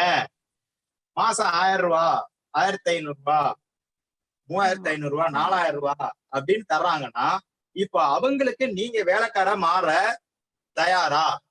அதுதான் கேள்வி. அப்படி நீங்க வாங்கிட்டு அந்த பணத்தை வாங்கிட்டு வேலைக்காரனா ஆகிறதுக்கு தயாருன்னா அவன் கொடுக்குற வேலையை வேணான்னு சொல்றதுக்கு உங்களுக்கு ரைட்ஸ் இருக்கா? ஓட்டு போட்டு வேலைக்காரனா மாறிக்கிறீங்களா, இல்ல ஓட்டு போடாம எஜமானனா இருந்துக்கிறீங்களா? நான் எஜமானனா இருக்க விரும்புறேன். அவ்வளவுதான். சொல்லுங்க. ஆக்சுவலி வந்துட்டு லாஸ்ட் எலெக்ஷன் வரைக்கும் கூட நான் ஓட் போட்டுட்டு தான் இருந்தேன். எப்போ நிறைய விஷயம் நமக்கு வந்து தெரிய வந்ததோ அதுக்கப்புறம் நான் இந்த வாட்டி நான் போட போறது கிடையாது. சோ அது மாதிரி அது மாதிரி ஒருத்தவங்களுக்கும் வந்து உண்மைகள் வந்து தெரிய வரும்போது அவங்க கிட்ட இருந்து தனிப்பட்ட முறையில மாற்றங்கள் வரும்போதுதான் அது வந்து ஒரு பெரிய மாற்றமா இருக்குமே கண்டி. அது நம்ம செயல்படுத்தணும் இல்லையா? அது எப்படி நம்ம பண்ணணும் அப்படிங்கறத வந்து யோசிக்கணும். என்ன பொறுத்த வரைக்கும் வெறும் 6 பேர் கிட்ட மாற்றம் வந்துச்சுன்னா 6 கோடி பேர்கிட்டயும் அந்த மாற்றம் வருமான்றது அது நம்ம எப்படி பண்ண போறோம் அப்படின்றதுதான் யோசிக்கணும். தனி மனித மாற்றமே உலக மாற்றம். தனி மனித அமைதியே உலக அமைதிக்கு வழி. அப்போ இன்னைக்கு தனி மனிதன் மாறினாலே போதும். அதை விட ஒரு பெரிய விஷயம் எதுவுமே கிடையவே கிடையாது. நம்ம தனியா இப்ப 6 பேர் மாறுறது சாதா விஷயமே கிடையாது. இட்ஸ் பெரிய விஷயம். தனியா ஒரு 7 பேர் நம்ம தனியா இண்டிவிஜுவலா புரிஞ்சுக்கிட்டு மாறுறது it is not a normal thing. It is உண்மையாலே ஒரு பெரிய விஷயம். அது மாதிரி அவன் அரசாங்கத்துல வேலை செஞ்சாலும் சரி, தனியாரா இருந்தாலும் சரி, அவன் எஜமானா இருந்தாலும் சரி, அந்த ஒரு தனி மனிதனுக்கு ஒரு புரிதல் வந்து மாறும் போது மட்டும்தான் இந்த உலகத்துல நம்ம இடமே கூட முதல்ல மாறணும்னா இதெல்லாம் மாறணும். சோ இது வந்து பாத்தீங்கன்னா கனடியன் ஆர்டிஐ கனடால இந்த கிறிஸ்டியன் மேசே அப்படின்றவங்க அவங்க வந்து இத வந்து கேட்டிருக்காங்க கவர்மெண்ட் கிட்ட. நீ வந்து ஐசோலேஷன், நீ சார்கோவைடு வைரஸ வந்து நீ ஐசோலேஷன் பண்ணன்னு நீ சொன்ன இல்லையா? அந்த ஐசோலேஷன் பண்ணத நீ அந்த பேஷண்ட் சாம்பிள்ல இருந்து, அந்த டிசீஸ்டு பேஷண்ட்ல இருந்து தான் நீ எடுத்து நீ பண்ணியா, இல்ல நீ மத்த வேற ஏதாவது ஜெனட்டிக் மெட்டீரியல் நீ மிக்ஸ் பண்ணியா அப்படின்னு அவங்க ஃபர்ஸ்ட் கேக்குறாங்க. இல்ல மங்கி செல், கிட்னி செல், இந்த மாதிரி ஜெனட்டிக் மெட்டீரியலை எடுத்து நீ மிக்ஸ் பண்ணி அப்புறமா நீ வந்து செக் பண்ணியா அப்படின்னு அவங்க வந்து கேக்குறாங்க, கிளியரா கேக்குறாங்க. இந்த ஆர்டிஐ நீங்க வந்து படிச்சு பாருங்க. அப்போ சோ அதுக்கு அது வந்து அதாவது ஐசோலேஷனே பண்ணல அப்படின்றதுதான் உண்மை. ஐசோலேஷன் பண்ணி இவங்க எதோட டெஸ்ட் பண்ணாங்க சொல்லுங்க அல்வின். மீசல்ஸ் வைரஸ்ல என்ன பண்ணாங்களோ அதே விஷயம் தான் இங்க பண்ணிருக்காங்க. டாக்டர் ஆண்ட்ரூ காஃப்மன் வந்து இங்க இந்த விஷயம் ஐசோலேட் பண்ணிட்டேன்னு சொல்லி இந்த வருஷம் ஸ்டார்டிங்ல சொன்னாங்க இல்லையா, ஞாபகம் இருக்கா? இங்க வேக்சின்லாம் ஸ்டார்ட் பண்றதுக்கு முன்னாடி ஐசோலேட் பண்ணிட்டோம் அப்படின்னு சொல்லி ஒரு பெரிய வேர்ல்ட் லெவல் நியூஸா அவங்க வந்து கொடுத்துருந்தாங்க.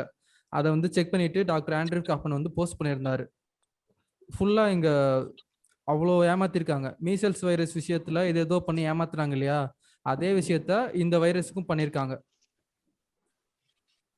ஓகே ஓகே கண்டிப்பா. அவரு இதனுடைய ஆன்சர் ஒத்த வார்த்தையில கவர்மெண்ட் சொல்லிட்டாங்க பாரு. இங்க டாக்டர் ஆண்ட்ரூ காஃப்மன் வந்து அவரோட பெட்ஷூட் அக்கௌண்ட்ல அதை வந்து போஸ்ட் பண்ணிருக்காரு. யூடியூப் வந்து டெலீட் பண்ணிட்டாங்க. ஒரு பிரசன்டேஷன்ல அவர் வந்து ஃபுல்லா அப்படியே காமிச்சிருக்காரு. இங்க என்கிட்ட அந்த ஃபைல் கூட இருக்குன்னு நினைக்கிறேன்.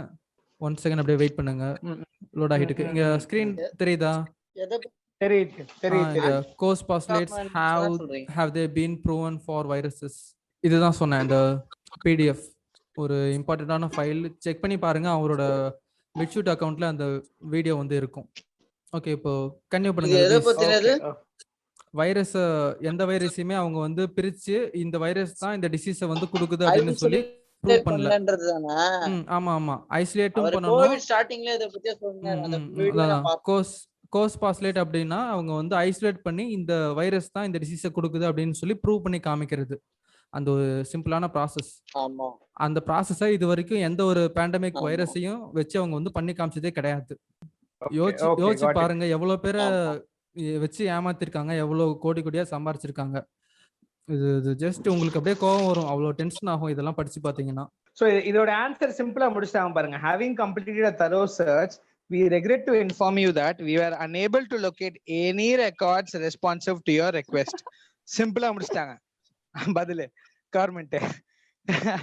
இது மாதிரிதான் இன்னொரு ஆர்டிஐயும். சோ இந்த மாதிரி ஏகப்பட்ட இருக்கு. இந்த அதாவது லண்டன் ஆர்டிஐ அப்படின்ற நீங்க அந்த வெப்சைட்ல நீங்க போய் பாத்தீங்கன்னாலே தெரியும். அங்க பாத்தீங்கன்னா அந்த ஒரு தனி ஆன்லைன்லயே நம்ம ஆக்சஸ் பண்ணிக்கலாம். ஒரு சாமானியன் அந்த லண்டன் கவர்மெண்ட் கிட்ட என்னென்னலாம் கேட்டு தெரிஞ்சுக்கிட்டான் அப்படின்றத நீங்க நம்ம எல்லாராலையும் ஆக்சஸ் பண்ண முடியும் ஈஸியா. இந்தியால அது எப்படி ஆர்டிஐ ஆக்சஸ் பண்றதுக்கான விஷயங்கள் இருக்குன்னு தெரியல எனக்கு. பட் ஆனா எனக்கு தெரிஞ்சு அங்க வந்து டிரான்ஸ்பரன்சி பெர்ஃபெக்டா இருக்குது.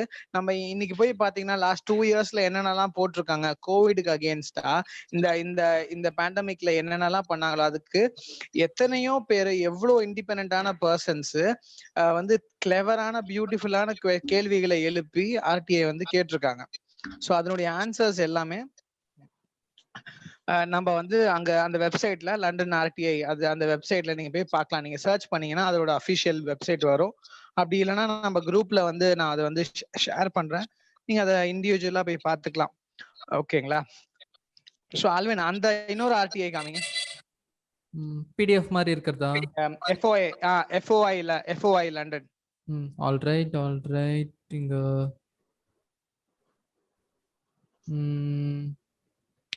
இதுவா இங்க கேபினட் ஆபீஸ். ஓகே ஆல்ரைட் இதுல தான் அந்த क्वेश्चंसலாம் இருக்கு. ஆமா. ஓகே. சோ மிஸ்டர் பார்த்தலோமஸ் லூகாஸ் அப்படின்றவர் வந்து இஸ் a டாக்டர். சரி டாக்டரே இல்லைனாலும் காமன் மேனா இருந்தா கூட ஓகே, யார் வேணா எந்த கேள்வி வேணாலும் கேட்கலாம் அரசாங்கத்துக்கிட்ட. கேள்வி மட்டும் சரியா இருந்தா போதும், அவ்வளவுதான் மேட்டர் ஆர்டிஐ பொறுத்த அளவுக்கு. சோ இந்த 4 கேள்வியை கேட்டிருக்கிறாங்க.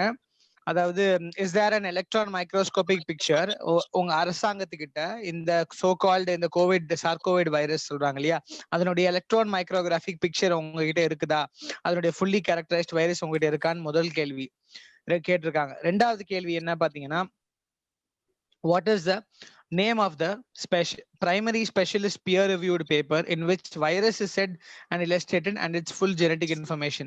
அந்த பிரைமரி பியர் ரிவ்யூடு ரிசர்ச் பேப்பரை வந்து கேக்குறாங்க. என்ன கேக்குறாங்க? Primary peer reviewed research paper. அப்போ ஒரு ஆராய்ச்சியிலையும் ஒரு சயின்டிபிக் ஒரு க்ரூ இருந்து ஒரு செட் ஆஃப் சயின்டிஸ்ட் எல்லாரும் ஒன்னா இருந்து அவங்க எது மேல ஆராய்ச்சி செய்யறாங்களோ அவங்க எல்லாரும் ஒன்னா உட்காந்து ஒரு கன்க்ளூஷனுக்கு வருவாங்க, ஒரு பேப்பர் பிரசன்டேஷன் பண்ணுவாங்க. ஓகேங்களா? அதுதான் ஒரு கடைசியில ஒரு ஃபைனல் பேப்பரா வருது. அப்படிப்பட்ட ஏதோ ஒரு சயின்டிபிக் பேப்பரை தான், அந்த ஃபைனலான அந்த சயின்டிபிக் பேப்பரை தான் இவங்க என்ன பண்ணிருக்கணும், அரசாங்கம் இந்த வேர்ல்டு லாக்டவுனை கொண்டு வந்ததுக்கும் இந்த லாஸ்ட் 2 இயர்ஸ்ல நம்ம பார்த்த எல்லா நடந்ததுக்கும் இவங்க ஏதோ ஒரு சயின்டிபிக் ஒரு பேசிஸ்ல தான் இவங்க வந்து இது எல்லாத்தையும் செஞ்சிருக்காங்க. நான் சரியாதான் செய்யறேன்னு சொல்லி. அப்போ அதற்கான ரிசர்ச் பேப்பரை இவங்க பார்லிமெண்ட்ல சப்மிட் பண்ணிருக்கணும் இல்லையா? கரெக்டா இல்லையா? கணக்குப்படி அதற்கான அபிஷியலான அந்த ரிசர்ச் பேப்பரை இவங்க சப்மிட் பண்ணிருக்கணும். அப்ப அந்த ரிசர்ச் பேப்பர் சப்மிட் பண்ணி அது சரியா இருக்கும் பட்சத்தில் மட்டும்தான் இவங்க வந்து இந்த வேர்ல்டு லாக்டவுன் பண்ணி மக்களை அடிச்சு துன்புறுத்தி போலீஸை வச்சு அடிச்சு என்னெல்லாம் பண்ணி ஸ்மால் பிசினஸ் எல்லாம் காலி பண்ணி இந்த மாதிரி எவ்வளவோ டெவாஸ்டேட்டிங்கான விஷயங்கள். இன்னைக்கு பல பேர் சாப்பாடு இல்லாமலே இன்னைக்கு ஸ்டார்வேஷன்ல இறந்து போனாங்க லாஸ்ட் 1.5 இயர்ஸ்ல. சோ இவ்வளவுலாம் பண்ணுச்சுன்னா ஆன் வாட் பேசிஸ் சொல்றாங்க? For a greater good. உன்னை காப்பாத்துறதுக்காக எதுல இருந்து காப்பாத்த போறாங்களாமா? வெறும் 2% மட்டுமே டெத் ரேட் இருக்கிற ஒரு கொரோனா வைரஸ்ல இருந்து நம்மள காப்பாத்த போறாங்க. Seasonal flu. சோ எல்லாம் கோளாறு தான். வெறும் 2% டெத் ரேட் மட்டுமே இருக்கிற ஒரு பெரிய ஒரு பேண்டமிக்ல 60% 80% இருக்கிற டொபாக்கோனாலயோ ஆல்கோஹால்னாலயோ சாவற, கேன்சர்ல இருந்து சாவற, லிவர் ஃபெயிலியர்ல இருந்து சாவறவங்களை எதுவுமே பண்ணல. அதற்காக இவங்க வந்து ஒரு டாஸ்மாக்கையும் மூடல, ஒரு டொபாக்கோவையும் பேன் பண்ணல. ஆனா வெறும் 2% டெத் ரேட் இருக்கிற இதுக்கு இவ்வளவு டிராமா நமக்காகவாமா? For a greater good. So நம்ம ஹெல்த் பத்தி அவங்க எந்த கவலையுமே படுறது கிடையாது. அவங்களுக்கு காசு வருதான்னு மட்டும் தான் பார்க்க போறாங்க. இங்க அவங்க நம்மளுக்காக கவலைப்படுறாங்கன்னு நினைக்கிறது ஒரு முட்டாள்தனம். அதான் கொரோனா இருக்குன்னு மாஸ்க் போடக்கூடிய மக்கள் யோசிக்கணும், நம்ம சாப்பிடுறப்ப என்ன கொரோனா வயிற்றுக்குள்ள ஒளிஞ்சுக்குதானே. அதான் இங்க சோ இப்போ என்னன்னா, இப்போ இந்த பியர் ரிவ்யூ, சோ இந்த பிரைமரின்னு கரெக்டா மென்ஷன் பண்ணிருக்காங்க பாருங்க, ஆர்டிஏல கிளவரா மென்ஷன் பண்ணிட்டாங்க. இவன் வந்து இந்த பியர் ரிவ்யூட் பேப்பரை காமிடா அப்படின்னு சொன்னா, இவன் எதையாவது ஒரு பார்மசூட்டிக்கல் கம்பெனி ஃபண்ட் பண்ண ஏதாவது ஒரு ரிசர்ச் பேப்பரை காமிச்சிருவான். அப்படி காமிக்க கூடாதுன்னு சொல்லி தான் கிளவரா பிரைமரி பியர் ரிவ்யூடு பேப்பர்னு கரெக்டா கேட்டாங்க. பிரைமரினா எந்த நீ அந்த பர்டிகுலர் முக்கியமான ஒரு விஷயத்தை நீ பார்லிமெண்ட்ல நீ பாஸ் பண்ணியோ அத காமி. புரியுதுங்களா? அப்போ அந்த பிரைமரி பியர் ரிவ்யூட் பேப்பர்ல இந்த வைரஸோட இன்ஃபர்மேஷன், ஜெனடிக் இன்ஃபர்மேஷன் எல்லாம் சொல்லியிருக்கணும். மூணாவது கொஸ்டின், அதே பிரைமரி பியர் ரிவ்யூட் பேப்பர்ல it should have which provides unequivocal proof that covid virus தான் இந்த சோல் டிசீஸ்க்கான காரணம் அப்படின்னு அந்த பிரைமரி பேப்பர்ல அதுவும் நிரூபணமாக சொல்லப்பட்டிருக்கணும் அப்படின்னு தெளிவா கேள்வி கேட்டார். Correct correct good. ஓகேவா? ஓகே, நாலாவது கொஸ்டின் என்னன்னா, where is its antibody test that fulfills coach postulates and has false positive below 30% and that can confirm being infected by SARS-CoV. அதாவது இந்த ஆன்டிபாடி டெஸ்ட் நீ பண்ணது எங்க, அந்த கோச் பாஸ்டுலேட்ஸ் ஃபில்ஃபில் பண்ற மாதிரி அதற்கான ஆன்டிபாடி டெஸ்ட் நீ பண்ணது எங்க, அதுல ஃபால்ஸ் பாசிட்டிவ் பிலோ 30 வரணும் அப்படின்றது இவங்க வந்து கேள்வி கேட்கறாங்க. அதுல சில பேர் சொல்றாங்க இது வந்து பாக்டீரியல் இன்ஃபெக்ஷனாலே கிடையாது, நாங்க பாக்டீரியல் அப்படி இது பாக்டீரியல் அப்படின்றது நாங்க ரூல் அவுட் பண்ணிட்டோம் அப்படின்றாங்க. ஆனா அவங்க கிட்ட அதுக்கான எந்த ஒரு எவிடன்ஸுமே இல்ல. எந்த ஒரு ஃபாரன்சிக் எக்ஸ்பர்ட் வந்து சொல்றாரோ அவர் வந்து இது நாங்க பாக்டீரியல்னாலதான் வந்துச்சு, நாங்க வந்து வந்துச்சு அப்படின்னு ரூல் அவுட் பண்ணோம், இது கிளியரா வைரஸ் தான் அப்படின்னு ஒரு கன்க்ளூஷன் வந்து சொல்றாங்க. ஆனா அதுவே பொய். இந்த ஸ்வைன் ஃப்ளூ முன்னாடி வந்துச்சு இல்லையா 1918, அதுவே பாக்டீரியல் ஒரிஜின்ல தான் இன்னைக்கு நமக்கு தெரியுது. இல்ல ஆக்சுவலா பாக்டீரியல் கிடையாது, அது உங்க வேக்சினேஷன் பண்ணி வச்சிருக்காங்க, அதுல அதிகமா இறந்திருக்காங்க. அதான் வேக்சின்ல இறந்தவங்கள ஒரு அதான் வேக்சினால இறந்தவங்கள இது வந்து ஒரு ஸ்ப்ரெட் ஆகக்கூடிய டிசீஸ் அப்படின்னு சொல்லிட்டு அதை யூஸ் பண்ணி மறுபடியும் மெடிசனை வித்திருக்காங்க. இந்த பேசிக்கா இந்த ஜெர்ம் தியரியை நம்ம வந்து க்ளோஸ் பண்ணிட்டோம்னா உலகமே நல்லா இருக்கும். பேசிக்கா அதான். எக்ஸாக்ட்லி. கிருமினால ஒரு நோய் எப்பயுமே கிடையவே கிடையாது, அதுதான் மக்கள் புரிஞ்சுக்கணும். கிருமினால எப்பயுமே ஒரு நோய் வராது. germ does not cause a disease. germ is not the cause of a disease. ஒரு சின்ன எக்ஸாம்பிள், இங்க இந்த ஃபயர்லாம் ஏதாவது பில்டிங்ல எரிஞ்சிட்டு இருந்துச்சுன்னா அங்க ஃபயர்மேன் கண்டிப்பா இருப்பாங்க. அந்த ஃபயர்மேன் இருக்காங்க அப்படின்றதுக்காக ஃபயர்மேன் தான் அதை கிளப்பி விட்டு வேடிக்கை பார்த்துட்டு இருக்காங்கன்னு அர்த்தம் கிடையாது. அவங்க எல்லாம் அங்க அதை கிளியர் பண்றதுக்காக நின்றுட்டு இருக்காங்க. எக்ஸாக்ட்லி பாத்துக்கோங்க.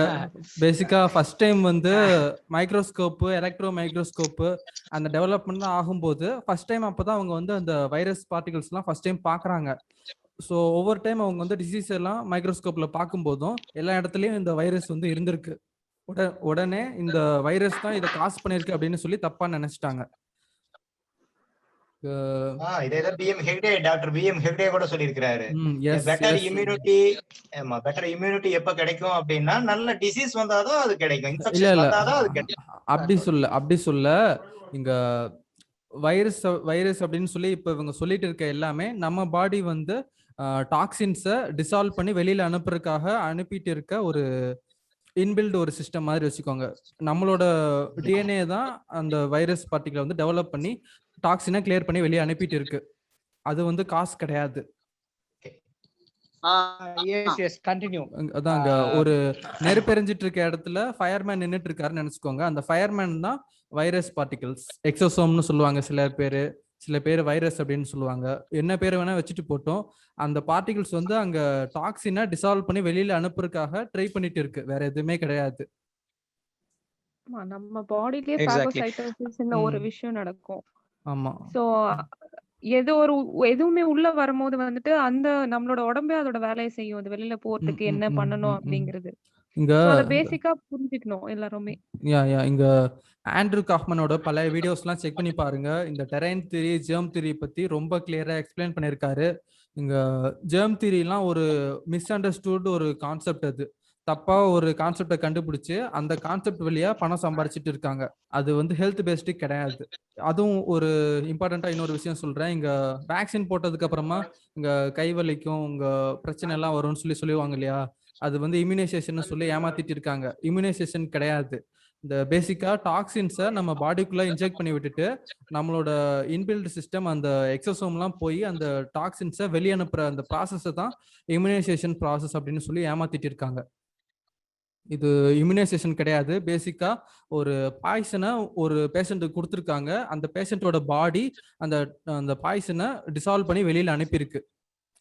இதை எப்படி சொல்லணும்னா, உங்களுக்கு விஷம் கொடுத்துருக்கேன், நீங்க வந்து எஸ்கேப் ஆயிட்டீங்க, கங்க்ராச்சுலேஷன் அப்படின்னு சொல்லணும். அவங்க இம்யூனைசேஷன் சொல்லக்கூடாது. எவ்வளோ ஒரு இப்படியே இது நான் இப்ப சொன்ன லாஸ்ட் பார்ட்டை இப்படியே ஏதோ ஒரு டாக்டர் வந்து சொல்லியிருந்தாரு. எனக்கு பேரு மறந்துருச்சு. ஆனா அவர் வந்து இதே தான் இங்கிலீஷ்ல சொல்லியிருந்தாரு. பேஷண்ட்டுக்கு நீங்க பேசிக்கா பாய்சனை கொடுக்குறீங்க, அவங்க வந்து உயிர் பிழைச்சதே ஒரு பெரிய விஷயம், அதுக்கு ஹாப்பியா இருங்க, ஏதோ ஒரு டிசீஸுக்கு இருந்து அவங்க காப்பாத்திட்டு தான் நினைச்சுக்காதீங்கன்னு சொன்னாரு. ஒரு இத நம்ம இன்னும் மக்களுக்கு எளிமையா புரியுற மாதிரி எப்படி சொல்லலாம்னா, ஹலோ சொல்லுங்க சொல்லுங்க. எப்படி எளிமையா சொல்லலாம்? சூப்பரா ஒரு ஜோக். ஓகே சொல்லுங்க. Okay killed or partly killed வைரஸஸை வந்து நம்ம உடம்புக்குள்ள செலுத்துறது தான் வேக்சினேஷன், இம்யூனைசேஷன் அவங்க சொல்ற பட்சத்துல அந்த இன்கிரீடியன்ட்ஸ்ல எதுக்கு மெட்டல்ஸ் எல்லாம் வருது? அது வந்து நான் சொல்லிட்டேன் மெட்டல்லாம் எதுக்கு அப்படின்னு சொல்லி. இந்த மோசமான டாக்ஸின்ஸ் எல்லாம் நம்ம பாடிக்குள்ள போச்சுன்னா தான் நம்ம பாடி வந்து அதை ஒரு டேஞ்சரஸான விஷயம், ஒரு டாக்ஸின் அப்படின்னு சொல்லி டிடெக்ட் பண்ணி எக்ஸோசோம்ஸை அந்த இடத்துக்கு அனுப்பி அந்த டாக்ஸினை வந்து கிளியர் பண்ணி வெளியில அனுப்ப ட்ரை பண்ணும். இதுக்காக தான் அவங்க வந்து டாக்ஸின்ஸை பாடிக்குள்ள போட்டு எக்ஸோசோமை தூண்டி விட்டு பாக்குறாங்க. அவங்களோட மைண்ட்ல என்ன இருக்குன்னா, எக்ஸோசோம் வந்து வைரஸ் அப்படின்னு சொல்லி அவங்க நினைச்சிட்டு இருக்காங்க. அதனாலதான் ஒரு அந்த மாதிரி டாக்ஸின் எல்லாம் நம்ம பாடிக்குள்ள ஏத்தி விட்டு விளையாடுறாங்க. அதாவது அவங்களுடைய பார்வையில அதை எப்படி சொல்றாங்கன்னா, நம்மளுடைய இம்யூன் சிஸ்டம்க்கு வந்து அவங்க வந்து ட்ரைனிங் கொடுக்குறாங்க. வேக்சின் வந்து ட்ரைனிங் கொடுக்கதான். நம்மளோட இம்யூன் சிஸ்டம் வந்து இன்னும் நல்லா டெவலப் ஆகி எப்படி சண்டை போடும், இன்னும் அதோட சண்டை போடுற திறனை வந்து நாங்க இந்த வேக்சினால அதிகப்படுத்துறோம் அப்படின்னு சொல்லிதான் நீங்க ஊரை ஏமாத்திட்டு இருக்காங்க. Okay so let's come to the topic. அந்த ஆர்டிஐ பாத்தீங்க இல்லையா, நம்ம படிச்ச 4 கேள்வி, அந்த 4 கேள்விக்கான பதில அந்த பார்த்தலோமேஸ் லூக்கஸ் அப்படின்ற ஒரு கேட்டதுக்கான பதில் பாத்தீங்க அப்படின்னா, அந்த அதுக்கான வெப்சைட்கான அதுக்கான லிங்க் வந்து நாங்க கீழே ஷேர் பண்றோம். நீங்க கீழே போய் ஆன்சர் பார்க்கலாம். ஆன்சர் இந்த பிடிஎஃப் இல்ல. ஆன்சரை வந்து அது பதில் கொடுக்காமலே ரொம்ப அலக்கடிச்சாங்க கவர்மெண்ட். ஃபர்ஸ்ட் கேட்டப்போ நீங்க இந்த கேள்வியெல்லாம் எங்க கிட்ட கேட்டதுக்கு நாங்க பதில் சொல்றதுக்கு எங்களுக்கு அத்தாரிட்டி இருக்கா இல்லையா அப்படின்னு ஒரு நாடகம் ஆடினாங்க ஃபர்ஸ்ட் அப்படின்னு சொல்லி ஒரு ரிப்ளை அனுப்பிச்சாங்க ஃபர்ஸ்ட். அப்புறம் மறுபடியும் ஒரு கோட் பண்ணி இது எல்லாமே உங்களுக்கு தான் சொந்தம், நீங்க தான் பதில் சொல்லணும், உங்களை சார்ந்தது தான் அப்படின்னு, உங்க டிபார்ட்மெண்ட்டை சார்ந்தது தான், இது தகவல் உரிமை சட்டத்துக்கு அடியில தான் வரும்னு சொல்லி அப்புறம் அவர் இன்னும் ஃபர்தரா கோட் பண்ணி கேட்டாரு. அப்புறமா கடைசியில தப்பி கடைசியில பதில் சொன்னாங்க. அது அப்புறமா அதுவும் அரகரையா சொன்னாங்க. அதை இன்னும் அவர் மேல்முறையீடு செஞ்சு அதுக்கான சயின்டிபிக் எக்ஸ்பிளனேஷன்ஸும் அமைச்சு அவர் மறுபடியும் கேள்வி கேட்டிருந்தாரு. இதனுடைய கண்டினியூவேஷன் எல்லாமே அந்த வெப்சைட்ல இருக்கு. அதற்கான லிங்க் இந்த வீடியோட கீழே வந்து நாங்க அனுப்புறோம், இல்ல குரூப்ல வந்து ஷேர் பண்றோம். அதனுடைய ஆன்சர்ஸ் வந்து கடைசியில அவங்க வந்து சொல்லிட்டாங்க. அது இதுக்கான எந்த எவிடன்ஸும் அவங்க கிட்ட கிடையாது.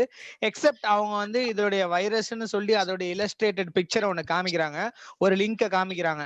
அது எந்த அளவுக்கு சரியானதுன்னு நம்ம வந்து ரிசர்ச் பண்ணி தான் பார்க்கணும். இதுக்கான பதில் அமைச்சிருக்கிறாங்க. இடையில அந்த மிடில் இருக்கிற 3 அதாவது லாஸ்ட் 3 கொஸ்டின்ஸ்க்கு கிளியரா ஆன்சர் இல்லை. ஃபர்ஸ்ட் கொஸ்டினுக்கு ஆன்சர் பண்ணியிருக்காங்க.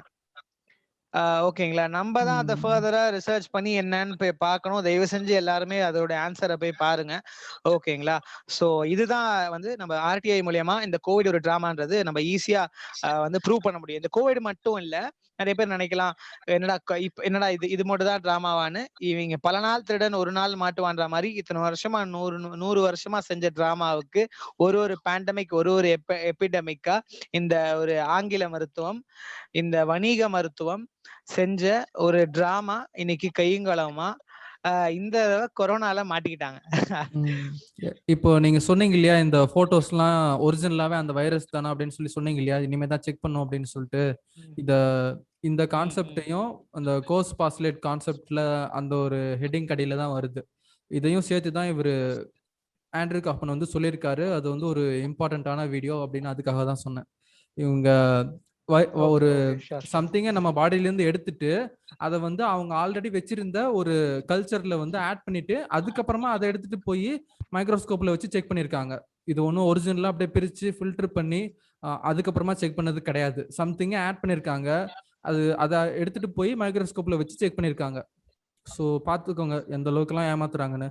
எக்ஸாக்ட்லி அது எதை ஆட் பண்றாங்கன்றத அந்த அமெண்டா வால்மர் அப்படின்றவங்க அவங்க ரிசர்ச்ல அவங்க அதை வந்து வெளியிட்டு இருக்காங்க. அவங்க வந்து ஏதோ ஒரு கல்ச்சர் அப்படின்னு சொல்லிட்டு இருப்பாங்க, செல் கல்ச்சர் அப்படின்னு சொல்லுவாங்க. என்ன cell culture? Cell culture medium. Correct. என்ன செல் கல்ச்சர் ஒரிஜினலா பாடியில இருந்து எடுக்கும்போது அது நல்லா இல்லையா? எதுக்காக ஒரு செப்பரேட்டா ஒரு வேற ஒரு இடத்துல இருந்து எடுத்து இந்த செல் கல்ச்சர்ல போடணும்?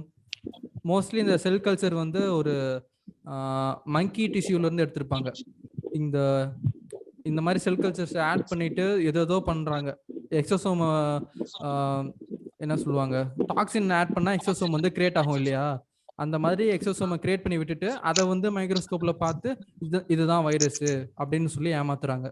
கோர்ஸ் பாஸ்லேட் அப்புறமா இங்க வைரஸ் மெனி அப்படின்னு சொல்லி ஒரு செமினார் இருக்கும். அது ரெண்டுமே இம்பார்ட்டன்ட், செக் பண்ணி பாருங்க. அப்புறமா அமாண்டா வால்மரோட பேஜும் செக் பண்ணி பாருங்க.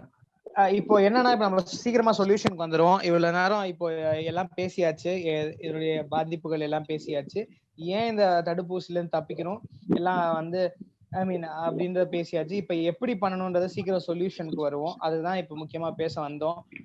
இந்த டைம்ல குரூஷியல் டைம்ல எப்படி தப்பிக்கணும் அப்படின்னு.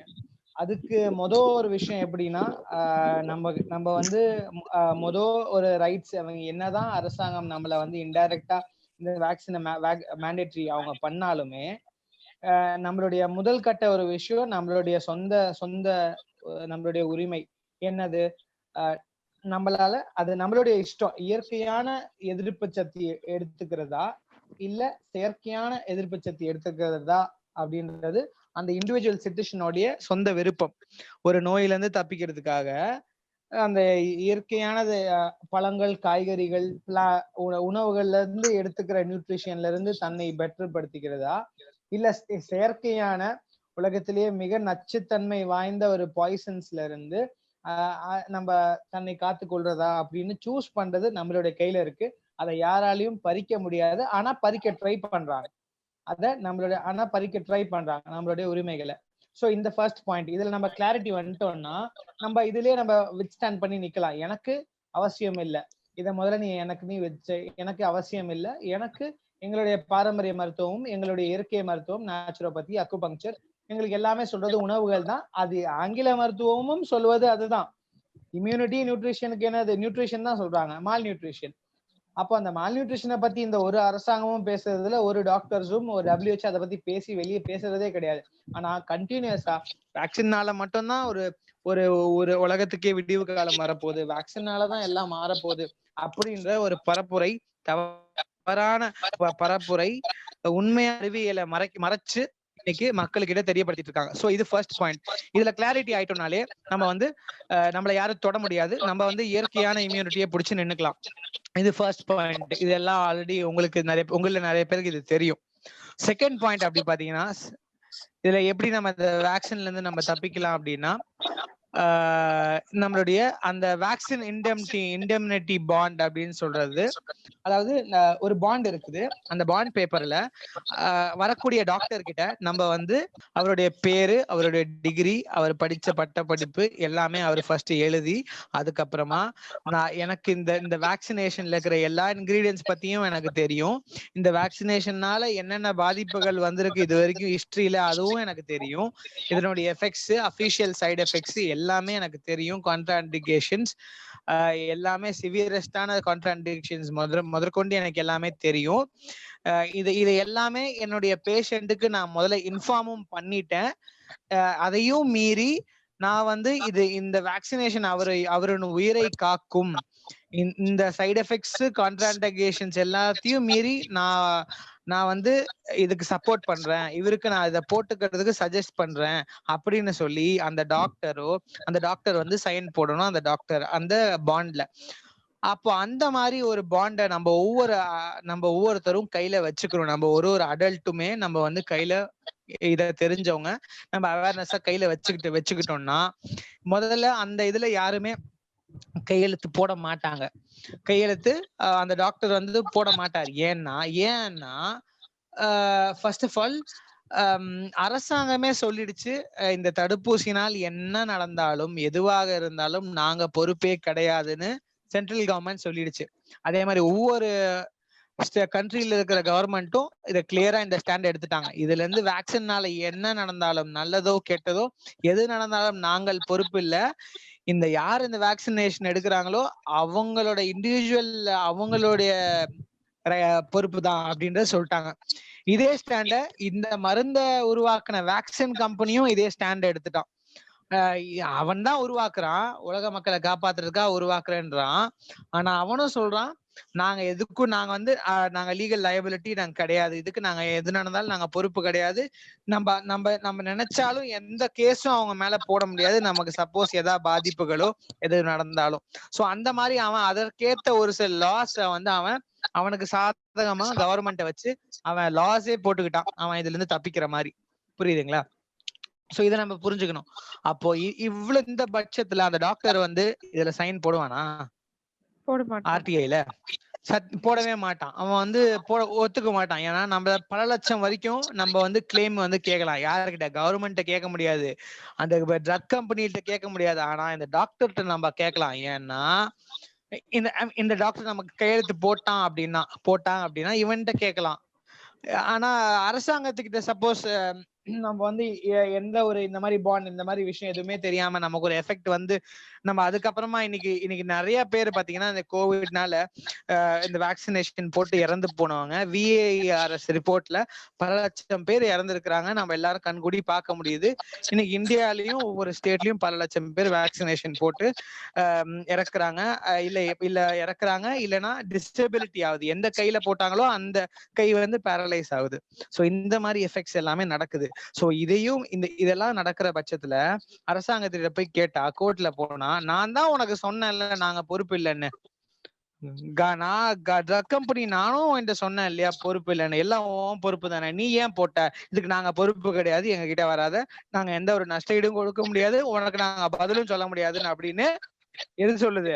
அரசாங்கம் சொல்லுது, ட்ரக் கம்பெனி சொல்லுது கோர்ட்டு கிட்ட. இப்ப பலிகாடு யாரு? மக்கள்.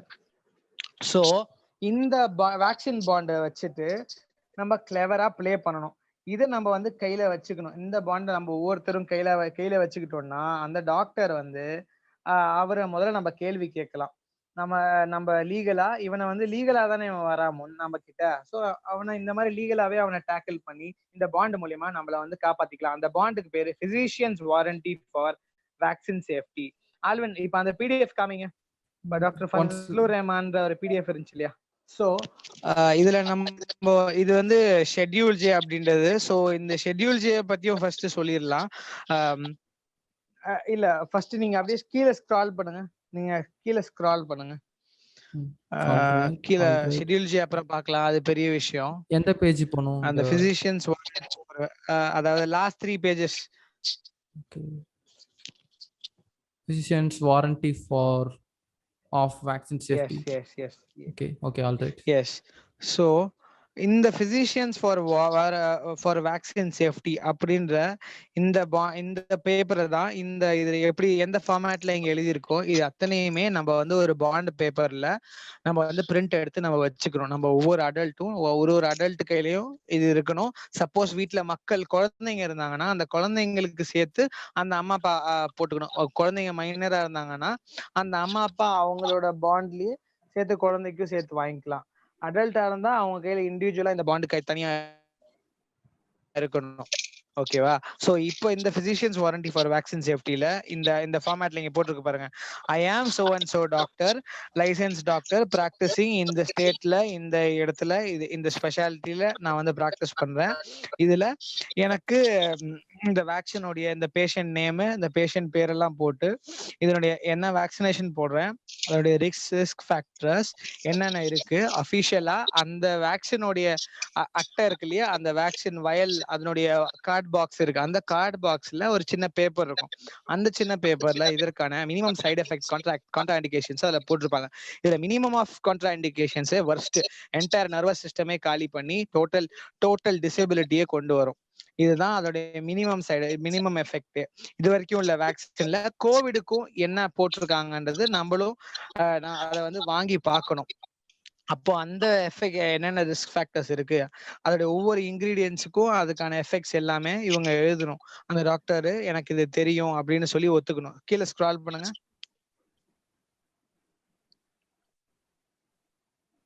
ஸோ இதெல்லாம் தான் நம்ம கொஞ்சம் முன்னாடியே வீடியோல பார்த்த மாதிரி அந்த வேக்சின் இன்கிரீடியன்ஸ் மொத்தமா ஒரு 25-30க்கு மேல இருக்கும். ஸோ இந்த இன்கிரீடியன்ஸ் எல்லாமே நம்ம இதை பத்தி எல்லாமே நமக்கு தெரிஞ்சிருக்கணும்.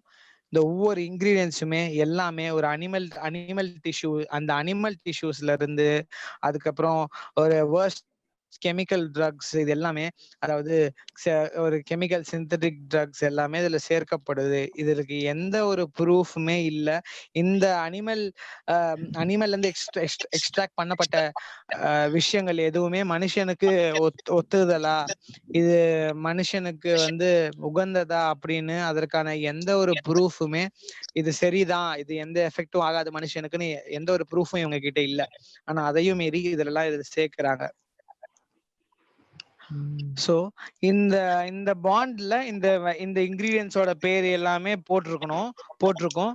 சோ இதெல்லாம் மீறி அவங்க வந்து கடைசியில சைன் போடணும். சோ இதுதான் ஒரு பெரிய ஒரு வெப்பனா எனக்கு தோணுது. இப்போதைக்கு எனக்கு தெரிஞ்ச வரைக்கும் இதை வச்சு நம்மள வந்து காப்பாத்திக்கலாம். நம்ம அவங்க என்னதான் பண்ணாலும் சரி, நம்ம இதை வச்சு காப்பாத்திக்கலாம். ஓகே, எனக்கு ஒரு டவுட் இருக்கு. இது வந்து புரோட்டோகால், இது வந்து கவர்மெண்ட் ரூல்ஸ், நீங்க எடுத்துக்கிட்டு தான் ஆகணும், சைன் போடலாம் எங்களால முடியாது அந்த மாதிரி சொன்னாங்கன்னா ஆமா, கவர்மெண்ட் மேல பழிய போட்டா என்ன பண்றது? அவங்க எதுவும் பண்ண முடியாது. கவர்மெண்ட் மேல யாரும் பழிய போட முடியாது. நம்ம வந்து இப்ப நம்மள காத்துக்கிறதுக்கு நம்ம பேசிதான் ஆகணும். அவங்க வந்து எதுவுமே பண்ண முடியாது. நம்ம கரேஜியஸா இருக்கணும், அது முக்கியமான விஷயம். நானும் கவனிச்சிருக்கிறேன், கவர்மெண்ட் மேல பழிய போடுறாங்க, அவங்களுக்கு மேல இருக்கிறது மேல பழிய போடுறாங்க. அதாவது நான் சமீபத்துல ஒரு சில பேர்கிட்ட பேசினேன். அவங்க வந்து துபாயில இருக்காங்க. துபாயில என்ன ஒரு இன்ஃபர்மேஷன் வந்துச்சுன்னா, ஒரு ஆப் கிரியேட் பண்ணிருக்காங்களாம். அந்த ஆப்ல யாரு வேக்சின் போட்டிருக்காங்க போடல, எத்தனை போட்டிருக்காங்க போடல அப்படின்ற எல்லா இன்ஃபர்மேஷனும் அந்த ஆப்ல இருக்குமா. அந்த ஆப்பை அவங்க வந்து எந்த மால்குள்ள போனாலும், எந்த கடைக்குள்ள போனாலும், ஆபீஸ்ல போனாலும் அந்த ஆப்பை ஸ்கேன் பண்ணுமா. அந்த ஆப்பை ஸ்கேன் பண்ணாதான் உள்ளார போக முடியுமாமா. இந்த ட்ராக் அண்ட் ஆல்ரெடி சொல்லிட்டு இருந்தாங்க இல்லையா? ஆமா ஆமா, ட்ராக் அண்ட் ட்ரேஸ் அப்படின்னு சொல்லுவாங்க. Yes exactly. இஸ்ரேல்ல அந்த கிரீன் பாஸ்போர்ட் திங் இருக்கு இல்லையா? ஆமா, இஸ்ரேல்ல இருக்கு இல்லையா? அதுவும் வந்து இந்த டிஜிட்டல் தான் சம்திங். சொல்லுங்க, இப்போ வேற எப்படி எல்லாம் இது வந்து பண்ணலாம்? நம்ம வந்து நம்மள இதுல சேஃப் கார்ட் பண்ணிக்கலாம். உங்க யாருக்கா தெரிஞ்சா சொல்லுங்க. இது எந்த அளவுக்கு டேஞ்சரஸ் அப்படின்னு சொல்லி எல்லாருக்கும் ஸ்ப்ரெட் பண்ண ட்ரை பண்ணலாம். நியூஸ் வந்து நம்புற மாதிரியான கிடையாது, அவங்க ஏமாத்துறாங்க அப்படின்றத எக்ஸ்பிளைன் பண்ணணும். அதே மாதிரி மெடிக்கல் சிஸ்டமும் ஏமாத்துறாங்கன்னு எக்ஸ்பிளைன் பண்ணணும். நிறைய பேரை வேக்கப் பண்ணி விடலாம். ஒரு மென்டாலிட்டி இருக்கு மக்கள் கிட்டயும் சரி, ஒரு சைக்காலஜிக்கலா ஒரு விஷயம் என்னன்னா, ஒருத்தர் பண்றத பார்த்து இன்னொருத்தவங்க பண்ற ஒரு விஷயம் வந்து நம்ம நாட்டுல நிறையவே நடக்குது. ஒரு எக்ஸ்பெரிமெண்ட் ஆக்சுவலா பண்ணிருந்தாங்க, ஒரு சோசியல் எக்ஸ்பெரிமெண்ட். நான் அப்படியே காமிக்கிறேன், வீடியோல பேக்ரவுண்ட்ல காமிக்கிறேன் பாருங்க. நீங்க பேசுங்க. அப்ப என்னன்னா, இப்ப நான் இருக்கேன்னு வச்சுக்கோங்களேன். இப்ப எனக்கு இன்ஜெக்ஷன் போட வராங்கன்னா, இப்ப நான் வந்து இது போட்டுக்க மாட்டேன் அப்படின்னு சொல்லிட்டு நான் ஒரு ரீசன் சொல்லும் போது, அட்லீஸ்ட் அங்க இருக்க ஒரு 10 பேர்ல ஒரு 3 பேராவது யோசிப்பாங்க, இவங்க சொல்றதுல உண்மை இருக்குமோ அப்படின்னு சொல்லிட்டு. சோ அப்படியும் கூட நம்ம வந்து சேஞ்சஸ் கிரியேட் பண்ணலாம். ஒரு பப்ளிக் முன்னாடி நம்ம சொல்லலாம். தெரியாதவங்களுக்கு, தெரிஞ்சவங்களுக்கு சொல்லி புரிய வைக்கலாம். தெரியாதவங்களுக்கு இந்த மாதிரியான டாக்டிக்ஸ் வந்து நம்ம யூஸ் பண்ணலாம். ஓகே, இன்டைரக்டா அவேர்னஸ் பண்ணலாம். ஆனா அவங்க வந்து கான்ஸ்பிரசி தியரிஸ்ட், இவங்களுக்கு வந்து ஆன்டி வேக்சர்ஸ், இவங்களுக்கு நாலேஜ் கிடையாது, இவங்க அப்படி அந்த ஒரு வேற மாதிரியான ஒரு டாபிக்ல எடுத்துக்குப்பாங்க. இப்போ எடுத்துப்பாங்க. அப்ப அந்த விவி factor சகோவே லாஸ்ட் செஷன்ல சொல்லியிருக்காரு இல்லையா, அவருக்கு நிகழ்ந்ததை சொன்னார்ல, ஒரு டாக்டர் கிட்டே போய் வேக்சினேஷன் ட்ரையல் போயிட்டு இருக்கவங்க கிட்டே சொல்றாருல்ல சகோ, நீங்க ஆமா ஆமா போனப்ப அப்படிதானே நடந்தது உங்களுக்கு? அந்த விஷயத்தை அப்படியே ஷார்ட்டா சொல்லுங்க ஒரு டைம். சகோ அதை இங்க மென்ஷன் பண்ணுங்க சகோ, அங்க நிகழ்ந்ததை ஷார்ட்டா சொல்லுங்க. ஸோ நான் வந்து இதே மாதிரி அந்த பஞ்சாயத்து ஆஃபீஸ்ல நான் அவங்க கிட்ட நான் போய் கேட்க போனேன். இந்த மாதிரி எப்படி நீங்க வந்து இந்த மாதிரி வேக்சினேஷன் போடலாம், இதனுடைய எஃபெக்ட்ஸ் எல்லாம் இருக்குது, டெத் எல்லாம் நடந்திருக்கு, நீங்க எப்படி ஒரு கவர்மெண்ட் டாக்டரா இதை வந்து உங்களுக்கு தெரியுமா, இது நீங்க எப்படி நீங்க வந்து அதையும் மீறி போடலாம் அப்படின்னு ஃபர்ஸ்ட் நான் ஆக்சுவலா போனது இதை கேட்கறதுக்காக இல்ல, ஃபர்ஸ்ட் அந்த வேக்சினேஷனுடைய அந்த பாக்ஸ் இருக்கான்னு கேட்க தான் போனேனே ஒழிய, அந்த வேக்சினுக்கு அந்த வயலுக்கான ஒரு பாக்ஸ் இருக்கும், அந்த பாக்ஸ்ல அது உள்ளார ஒரு பேப்பர் இருக்கும், அந்த பேப்பர்ல தான் இந்த பார்மா கம்பெனி அதற்கான கான்ட்ரா இண்டிகேஷன்ஸை போட்டிருப்பாங்க. ஸோ அதை கேட்கறதுக்காக நான் போனேன், அதை வாங்கிடுறதுக்காக போனேன். அப்பதான் அவங்க வந்து அதை கேட்டதுக்கு தான் அவங்களுக்கு அவ்வளவு கோவம். நான் ஏன் கொடுக்கணும், we cannot give that, நாங்க கொடுக்க முடியாது. எப்படி ஒரு கவர்மெண்ட் ஹாஸ்பிட்டல்ல இருக்கிற ஒரு டாக்டரு எப்படி இதை சொல்ல முடியும் டைரக்டா, நான் கொடுக்க மாட்டேன் அப்படின்னு சொல்லி. சோ இதை தெரியப்படுத்துறது அவங்களுடைய ரைட்ஸா இல்லையா, அவங்களோட டியூட்டியா இல்லையா, தெரிஞ்சுக்கணும், அவங்களுக்கும் தெரியணும், போட்டுக்கிறவங்களுக்கும் தெரியணும். S S. சோ அதனால அதை நான் கேட்டப்போ அவங்க கடைசி வரைக்கும் இல்ல நீ யாரு, நீ உன் ஆதார் கார்டை காட்டு, உன்னுடைய ஆதார் கார்டை காட்டு, நான் எதுக்கு உங்ககிட்ட சொல்லணும், are you doctor, are you expert அப்படிலாம். நான் அந்த இடத்துல நான் வந்து டாக்டர்னோ இல்ல ஹீலர்னோ எதுவுமே நான் சொல்லிக்கல அப்போதைக்கு. ஆனா நான் ஒரு சாமானியன்னு நான் என்ன வந்து காமிச்சுக்கிட்டேன். நான் ஒரு நார்மல் ஒரு பர்சன், நான் கேக்குறேன், எனக்கு நீங்க சொல்லுவீங்களா மாட்டீங்களா? இல்ல நான் போலீஸ்க்கு நான் போவேன், நான் கூப்பிட போறேன், நீங்க என்னுடைய அரசாங்க வேலையில இருந்து என்ன வந்து டிஸ்டர்ப் பண்றீங்க, disturbing me from seeing my patients அப்படின்னாங்க. நான் உங்களை டிஸ்டர்பே பண்ணலங்க, நான் உங்ககிட்ட அது அந்த அட்டை இருக்கான்னு தான் உங்களை கேட்டேன், கார்ட் பாக்ஸ் கொடுங்க எனக்கு பாக்கணும், வேற ஒண்ணும் இல்ல உங்ககிட்ட, வேற நான் எதுவும் பேசல, உங்க வேலையை நீங்க செய்யுங்க. இல்ல again you are disturbing me அப்படின்னு அவங்க அதுக்கே வராங்க. அப்பதான் இந்த டவுட் வந்துச்சு, உண்மையிலே எல்லாம் தெரிஞ்சுதான் இவங்க செய்யறாங்களா, கண்டிப்பா இவங்க தெரிஞ்சுதான் செய்யறாங்களா அப்படின்ற ஒரு சந்தேகம் இடையில வந்துச்சு. சோ நீங்க அவங்களோட ஈகோவை டச் பண்ணிட்டீங்கன்னு நினைக்கிறேன். எக்ஸாக்ட்லி எனக்கே அதெல்லாம் தோணல, யாரோ ஒருத்தன் வந்து என்கிட்ட எப்படி என்னோட வேலையை நான் பாக்கணும்னு சொல்லிட்டு இருக்கான், இவனுக்கு என்ன ஒரு இது அப்படின்னு சொல்லி ஒரு டென்ஷன். எக்ஸாக்ட்லி. அதையும் மீறி அவங்க வந்து ஆர்டிஐ நீ போட்டி கேளு, உனக்கு ஏதாவது கேள்வி இருந்துச்சுன்னா நீ என்கிட்ட கேட்காத, நீ போய் அரசாங்கத்துக்கு கேளு அப்படின்ற. அதான் இந்த அப்பீல் டு அத்தாரிட்டி அப்படின்னு சொல்லுவாங்க. அவங்களோட வேலையை அவங்க பார்க்க மாட்டாங்க ஒழுங்கா, அதுக்கு பதிலா இன்னொருத்தவங்களை வந்து அப்படியே பழி காமிப்பாங்க, அவங்க எல்லாம் பண்றாங்க, அதுதான் நாங்க பண்றோம், அவங்கதான் எங்களுக்கு மேல இருக்க அத்தாரிட்டி, நீங்க சொல்லி அவங்க சொல்றதை கேட்டுட்டு அமைதியா போயிருங்கன்னு சொல்லுவாங்க. இதுவும் ஒரு வழியான எஸ்கேபிசம் தான் அவங்க. ஆமா, இங்க என் ஸ்கிரீன் ஷேர் ஆகுதா இப்போ? இதையும் ஒரு டைம் சொல்லிடுறேன். ஹலோ, இது வந்து ஒரு சோசியல் எக்ஸ்பெரிமெண்ட். இப்போ இந்த ரூம்ல இருக்க எல்லாருமே வந்து பேசிக்கா ஆக்டர்ஸ். இப்போ உள்ள புதுசா என்டர் ஆகிற இந்த லேடி மட்டும்தான் புதுசா நார்மலான ஒரு பர்சன், மற்ற எல்லாருமே ஆக்டர்ஸ். இப்போ என்ன பண்றாங்கன்னா, ஒவ்வொரு டைம் இந்த ஒரு சின்ன பெல்லு மாதிரி அடிக்கிறாங்க, சம்திங் ஒரு சவுண்டு கொடுக்குறாங்க. அந்த சவுண்டு கொடுக்கும் போதெல்லாம் எல்லா ஆக்டர்ஸையுமே வந்து எந்திரிச்சு நிக்க வச்சுட்டு அதுக்கப்புறம் உட்கார சொல்றாங்க. ஸோ இந்த புதுசா வர அந்த லேடி வந்து இதை பாக்குறாங்க, எல்லாருமே எந்திரிச்சு இந்த சவுண்டுக்கு நின்றுட்டு அதுக்கப்புறமா உட்காடுறாங்க அப்படின்னு சொல்லிட்டு. இத கொஞ்ச நேரம் கழிச்சு எல்லாருமே பண்றதை பார்த்துட்டு அந்த லேடியும் சேர்த்துட்டு ஃபாலோ பண்றாங்க. ஒவ்வொரு டைம் அந்த சவுண்டு கேட்கும் போதும் எந்திரிச்சு நின்றுட்டு உட்கார்றது. ஸோ ஒரு ஸ்டேஜ்ல என்ன நடக்குதுன்னா, இந்த ஆக்டர்ஸ் எல்லாருமே உள்ள போயிட்டாங்க, இந்த லேடி மட்டும் தான் தனியா இருக்காங்க. அவங்க வந்து ஆக்டர்ஸ் இல்லைன்னா கூட பரவாயில்ல அப்படின்னு சொல்லிட்டு இது வந்து ஒரு ரூலா நினைச்சுக்கிட்டு அந்த பெல் சவுண்டு கேட்கும் போதெல்லாம் இவங்க எந்திரிச்சு நின்றுட்டு உட்காடுறாங்க. இதுக்கப்புறமா கண்டினியூஷன் என்ன நடக்குதுன்னா, எல்லா ஆக்டர்ஸ் உள்ள இருக்காங்க, இந்த லேடி வந்து உள்ள புதுசா வர மத்தவங்களுக்கு சொல்லி தராங்க, இந்த பெல்லு இந்த சவுண்ட் கேட்கும் போதெல்லாம் எந்திரிச்சு நிக்கணுங்க, இதுதான் முன்னாடி இருந்தவங்க எல்லாம் பண்ணிட்டு இருந்தாங்க, இது வந்து ஒரு ரூலுங்க அப்படின்னு சொல்லி தராங்க. ஸோ இதுதான் இப்ப நடந்துட்டு இருக்கு. ஆமா, சேம். ஓகே, நான் சொல்ல வந்தது புரியுதுல அந்த கான்செப்ட்? புரியுது. புரியுது. லைண்டா வந்து எஸ். இதுதான் அதாவது மைண்ட் மக்களுக்கு ப்ரோக்ராமிங் புதிய ஆக்சுவலி. புதிய அப்படின்றது ஒண்ணு இல்லாம ஆயிடுச்சு.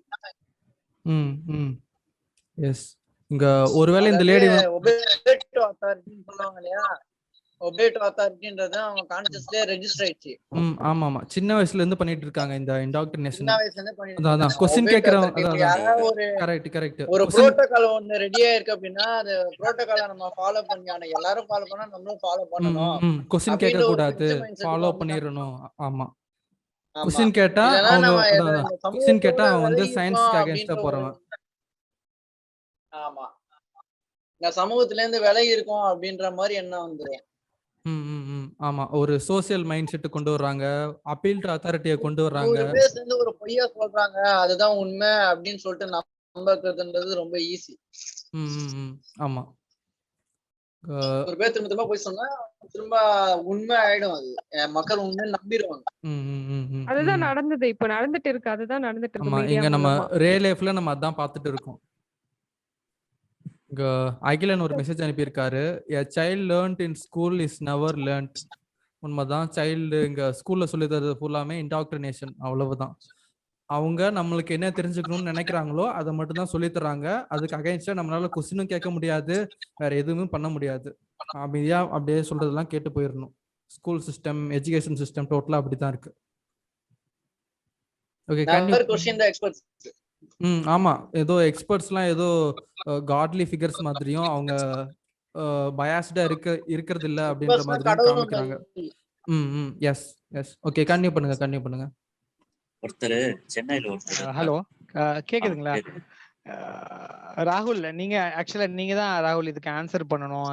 ஆக்சுவலா இந்த கேள்விக்கு அதாவது நம்ம இது வரைக்கும் நம்ம கிட்ட டைரக்டா வந்து இந்த கேள்வி கேட்டான், அதாவது வேக்சின் போட்டுக்கிறியா இல்ல போடு அப்படின்னு நம்ம மூஞ்சிக்கு நேரம் வந்து சொன்னாங்கன்னா ஓகே ரைட், நம்ம இந்த வேக்சின் இண்டெம்னிட்டி பாண்டை வச்சு நம்ம தப்பிச்சுக்கலாம், இதெல்லாம் ஓகே. ஆனா இந்த ஆப் மூலியமா இவன் பண்ணி ஸ்டார்ட் பண்ணிருக்கான் பாருங்க வெளிநாட்டுல. ஆப் வந்து நம்ம அதுல ஜாயின் பண்ணி அவனு நீ அதுல நம்மளுடைய ஐடென்டிட்டி எல்லாம் இருக்கும், போட்டிருக்கோமா போடலையான்னு இருக்கும், அப்படிலாம் ஒரு விஷயம் இருக்கு இல்லையா? அப்ப அதுல இருந்து நம்ம எப்படி தப்பிக்கிறது அது எனக்கு தெரியவே இல்லை. அப்ப அந்த மாதிரி ஒரு விஷயம் கொண்டு வந்தானா அந்த ஆப், இப்ப ஆல்ரெடி ஒண்ணு கொண்டு வந்தான் ஆரோக்கிய சேது ஆப், நீங்க அதுல உங்க பேரை கட்டாயம் பண்ணணும் அப்படின்னா அந்த ஆப்ல இருந்து நம்ம எப்படி தப்பிக்கிறது? அப்ப இந்த வேக்சின் பாண்ட்லாம் நம்ம எப்படி வந்து எப்படி யூஸ் பண்றது தெரியல, அதை எப்படி ஹேண்டில் பண்ணணும்னு. இப்ப நான் என்ன சொன்னேன்னா அவங்க அந்த கட்டத்துக்கு போகிறதுக்கு முன்னால நம்ம அவங்கள தடுத்து நிறுத்தணுங்கிறது தான் நான் சொல்ல வர்றது. இப்போ இஸ்ரேல்ல பண்ண மாதிரி இங்க நடக்க கூடாது. டிஜிட்டல் ஐடி அந்த எக்ஸ்டென்ட்டுக்கு போகிறதுக்குள்ள நம்ம அவங்கள தடுத்து நிறுத்தணும்னு நான் சொல்றேன். இப்ப என்ன நடந்துச்சுன்னா இஸ்ரேல்ல வந்து ஒரு ஃபிளைட்ல வந்து எல்லாருமே ஏறினாங்க. இங்க காமெடி என்னன்னா ஃபிளைட் உள்ள போகிறதுக்கு முன்னால சோசியல் டிஸ்டன்சிங் மண்ணாங்கட்டி எல்லாம் ஃபாலோ பண்ணோம். ஆனா ஃபிளைட் உள்ள போனதுக்கு அப்புறம் அப்படியே ஒரு கோவில் திருவிழால இருக்கிற மாதிரி அப்படியே உள்ள இருப்பாங்க எல்லாரும். சரிங்களா? இப்ப இங்க என்ன நடந்துச்சுன்னா அந்த ஃபிளைட்ல வந்து ஒரு வயசு குழந்தையோ 2 வயசு குழந்தையோ மாஸ்க் போடலைங்கிறதுனால அந்த ஃபிளைட்ல இருக்கிற அந்த அட்டெண்டன்ட் வந்து ஓவரா பேச தொடங்கிட்டாங்க. இவங்க என்னடா ஓவரா பேசுறாங்கன்னு சொல்லிட்டு அந்த ஃபிளைட்ல இருக்கிறவங்க எல்லாருமே சண்டை போட்டு வாங்க நம்ம எல்லாரும் ஃபிளைட்டை விட்டு இறங்கிடலாம்னு சொல்லிட்டு லக்கேஜ் எல்லாத்தையும் எடுத்து இறங்கியே போயிட்டாங்க. இந்த மாதிரி ஒரு சிவில் டிசோபீடியன்ஸ் பார்த்தோம். எஸ் அவங்க எல்லாரும் ஒண்ணா எந்திரச்சு வெளியே போயிட்டாங்க. எஸ் அந்த வீடியோ பார்த்தோம் Facebookல. சூப்பரா பண்ணி எல்லாரும் வெளியே போயிட்டாங்க. அந்த மாதிரி ஒரு சிவில் டிசோபீடியன்ஸ் ஒரு ஹார்மோனி வந்தா நம்மளால வந்து இவங்கள தோற்கடிக்க முடியும். அந்த மாதிரி ஹார்மோனி பண்றதுக்கு பயம்ன்ற ஒரு விஷயத்தை வச்சிருக்காங்களே, உயிர் பயத்தை. உயிர் பயம் சாகரவன் சாகதான் போறான். இல்ல காமன் சென்ஸ் வேலை செஞ்சா உயிர் பயம் கொஞ்சம் கம்மியாகும்னு நினைக்கிறேன் இந்த விஷயத்தை பொறுத்த வரைக்கும். அதனாலதான் இல்ல நான் என்ன சொல்றேன்னா நம்ம பாயிண்டே எடுக்க வேணாம், இவங்களே வந்து நமக்கு பாயிண்ட் எடுத்து கொடுத்துட்டே இருப்பாங்க. அவங்க பாயிண்ட் எடுத்து நம்ம அவங்கள அட்டாக் பண்ணா போதும். இப்ப இவங்க என்ன சொல்றாங்கன்னா சென்னையில ஒரு மருத்துவர் சொல்றாரு, அவர் பேரு வந்து ராதாகிருஷ்ணன். அவர் என்ன சொல்றாருன்னா தடுப்பூசி போட்ட பின்னரும் கொரோனா தொற்று உறுதியானால் பதற்றம் வேண்டாம். என்ன ஸ்டேட்மெண்ட் இது? அப்ப தடுப்பூசி போட்டதுக்கு அப்புறம் கொரோனா வருது இல்ல, அப்ப அதை நீ ஒத்துக்கணும்ல முதல்ல. அப்ப தடுப்பூசி போட்டதுக்கு அப்புறம் கொரோனா வருது அதுக்கு நீ பயப்பட வேண்டாம்னா தடுப்பூசி போடுறதுக்கு முன்னால கொரோனா வந்தா ஏன் அதுக்கு நான் பயப்படணும்? ஏன்னா டிவில வந்து காமிக்கிறாங்க இல்லையா, கிரிக்கெட் ஸ்கோர் புரியுதா மாதிரி எங்க அதுக்கு. பிரச்சனை இருக்குன்னு? பிரச்சனை அப்ப இவங்களே நமக்கு ஸ்டேட்மெண்ட் எடுத்து கொடுப்பாங்க, நீங்க கவலையே படாதீங்க, ஆமா இவங்க சாவுங்கிறது இவங்களே இவங்க சாவுக்கான எல்லா வேலையும் செஞ்சுப்பாங்க, நம்ம கரெக்டான நேரத்துல இவங்களை போய் தாக்கணும், அவ்வளவுதான். இப்போ தேவைப்படுறது ஒரு பெரிய சிவில் டிசோபீடியன்ஸ். ஆமா அதேதான் சொல்றேன். இப்ப அது இவங்க என்ன எலெக்ஷன் சொல்றாங்கன்னா ஸ்டார்ட் எலெக்ஷனுக்கு பண்ணலாமே. அப்புறம் வந்து என்ன எலெக்ஷன்ல இருந்து நம்மளும் ஸ்டார்ட் நியூஸ் பண்ணலாமே. அதான் என்ன நம்மளும் நியூஸ்ல வர சான்ஸ் இருக்கு.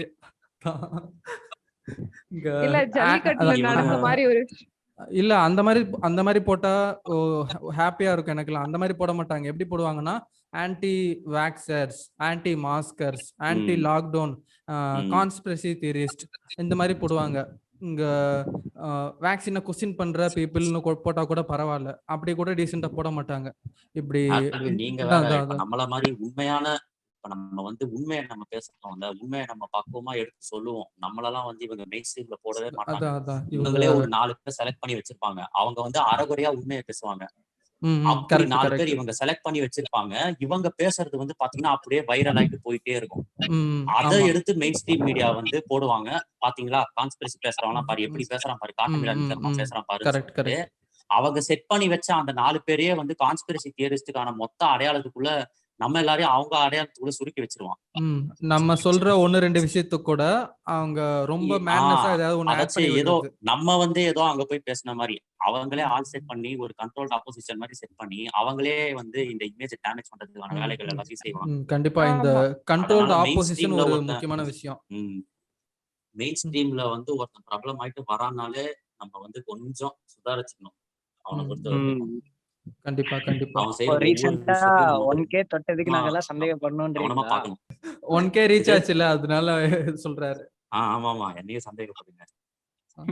என்ன 1K சப்ஸ்கிரைபர்ஸ் யூடியூப் சேனல்ல வந்துச்சுல அதுக்கு. அப்படியா? கங்க்ராட்ஸ். சீரியஸா பேசிட்டு இருக்கும்போது ஒரு காமெடி. ஓகே கன்னியூ பண்ணுங்க, ஏதோ சொல்ல வந்தீங்க. உலகமே ஒரு காமெடி தானே, நாடக மேடை. ஓகே, அப்புறம் இந்த லாக்டவுன் போடுறாங்க. சோ அது எப்படி நம்ம அது ரொம்ப இரிட்டேட்டிங்கா இருக்கு. உண்மையா என்ன பண்றதுன்னு தெரியல. 10 பேர் ஒபேன்றதை விட நம்ம ஒருத்தரால ஒண்ணுமே பண்ண முடியல. அது எல்லாத்தையும் நம்ம சகிச்சு போற மாதிரிதான் இருக்கு. சோ அது நீங்க எல்லாம் என்ன யோசிச்சு வச்சிருக்கீங்க அதுக்கு? எவ்வளவுக்கு எவ்வளோ ஆக்சுவலா ப்ராப்ளம்ஸ் வருதோ அவ்வளவுக்கு எவ்வளவு பீப்புளை வேக் ஆகிறதுக்கான பாசிபிலிட்டிஸ் அதிகம். ஓகே ஓகே, இந்த பாயிண்ட் நல்லா இருக்கு. அது எந்த அளவுக்கு நம்ம ஒபே பண்ணணும்ன்றது ஒண்ணு இருக்கு. லாக்டவுன் போட்டா உள்ளவே இருக்கணும்னு அவங்க சொன்னா நம்ம அது மாதிரி இல்லாம இருந்தாலும் கூட சில விஷயம் மாறதுக்கு வாய்ப்பு இருக்கு என்ன பொறுத்த வரைக்கும்.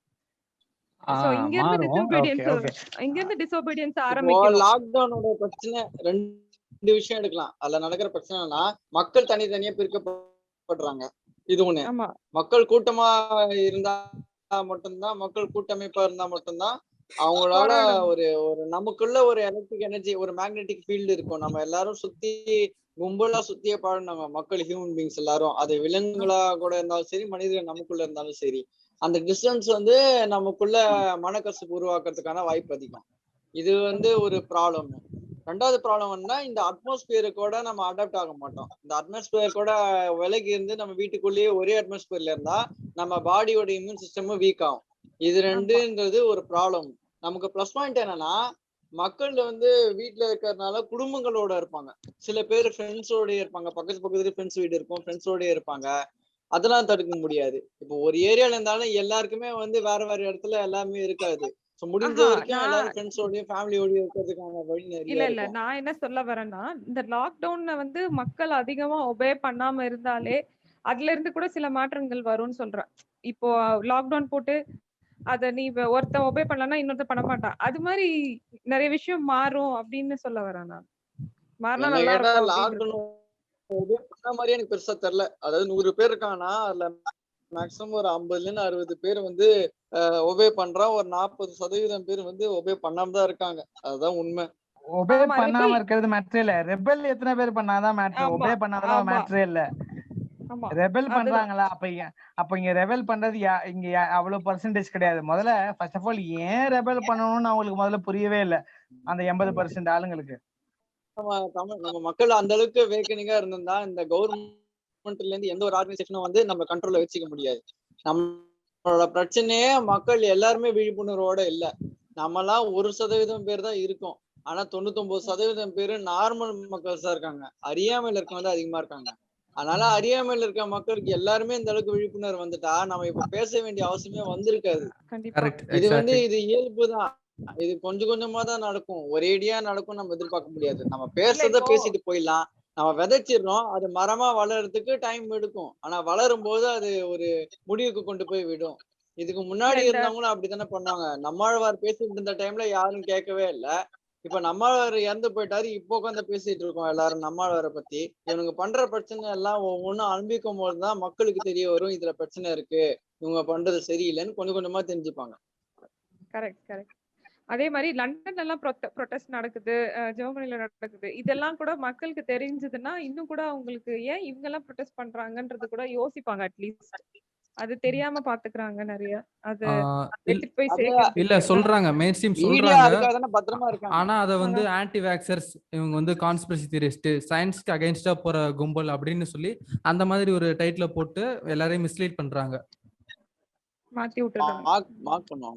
ஆமா, நம்ம நாளைக்கே இங்க ஒரு குரூப் வந்து அவேக்கன் ஆகி இந்த மாதிரி எல்லாம் பண்றாங்க, தப்பு பண்றாங்கன்னு சொன்னா கூட உடனே இது வந்து கான்ஸ்பிரசி குரூப் அப்படின்னு சொல்லி அசிங்கப்படுத்திடுவாங்க. யாருமே அந்த கூட்டத்தை பார்த்து இது என்னன்னு சொல்லி தெரிஞ்சுக்க கூடாது. அவங்க மைண்ட்ல அதான், மீடியா மைண்ட்ல அதான் இருக்கு. ஆக்சுவலா எனக்கு உண்மையிலே லாக்டவுனுக்கு அகைன்ஸ்டா போராட்டம் சொல்லிட்டு பண்ணாலேயே ஒரு முட்டாள் கூட்டம் அப்படின்னு சொல்லிட்டு தான் நியூஸ்லயே காட்டுவாங்க. கான்ஸ்பிரசி தியரிஸ்ட்னு சொல்லிட்டு பொதுமக்களுக்கு எதிராக சில விஷயங்கள் பண்றாங்க, தேசத்துக்கு எதிராக பண்றாங்கன்னு சொல்லிட்டு நம்மள ஆன்டி நேஷனல், ஆன்டி இந்தியன், என்னென்ன ஆன்டி சொல்லாமோ எல்லா ஆன்டியும் சொல்லி நம்மள அரெஸ்ட் பண்ணிடுவாங்க. ஏன்னா வெளிநாட்டுல இருக்க சுதந்திரம் கூட நம்ம நாட்டுல கிடையாது. நம்ம நாட்டை சொன்னோம் ஒரு தனிப்பட்ட முறையில நம்ம ஒரு போராட்டம் பண்ணி ஸ்பீச் ஏதாவது ஒரு சொன்னா கூட நமக்கு உரிமை கிடையாதுன்னு நம்மள அரெஸ்ட் பண்ணி கூட்டு போயிட்டே இருப்பாங்க. ஆமா, நீங்க வேணா பாருங்க, கொஞ்சம் மாசம் கழிச்சு வேக்சின் போடலன்னா நீ தேச துரோகின்னு சொல்ல போறாங்க. ஆமா இது அடுத்த ஃபேஸ்க்கு வருவானுங்க. உண்மையாதான். தமிழனா இருந்தா வேக்சின் போடு, இங்க பாருங்க.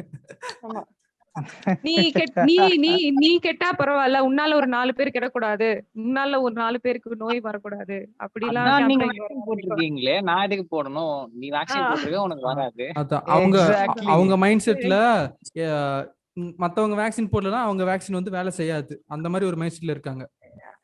அதுதான் மேக்னெட்டா இல்ல ராதாகிருஷ்ணனே இப்பே சொல்ல ஆரம்பிச்சாரு, வேலைக்கே ஆகாதுன்னு ஒத்துக்கிறாங்க.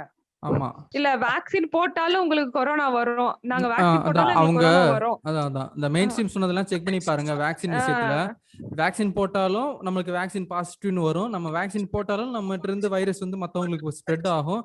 வேக்சின் போட்டாலும் மாஸ்க் போடணும், சோசியல் டிஸ்டன்சிங் மெயின்டைன் பண்ணணும். அப்புறம் என்ன இதுக்கு வேக்சின் போட சொல்றாங்க? என்ன சாரி, கொஞ்சம் டென்ஷன் ஆயிட்டேன். சாரி. ஓகே அவ்வளோ ஒரு என்ன ரீசனுக்கு போடுறோன்னே அவங்களுக்கு தெரியல மக்களுக்கு. இதுக்கு முன்னாடி விஷயங்கள் எல்லாம் சொல்லி ஒரு சிலர் வந்து எப்படி இத புரிஞ்சுக்கிறாங்க தெரியுங்களா? என்ன சொல்றாங்க அப்படின்னா, ஒரு சிலருக்கு வந்து புரியுது. இப்ப முன்ன மாதிரி போன வருஷம் மாதிரி இந்த வருஷம் அவங்க இல்ல. என்ன புரியுது அப்படின்னா, வேக்சின் வந்து விக்கிறதுக்காக நம்மளுக்கு வந்து இந்த மாதிரி எல்லாம் சொல்றாங்க. வேக்சின் வந்து நம்ம போட்டு காசுக்காக பண்றாங்க.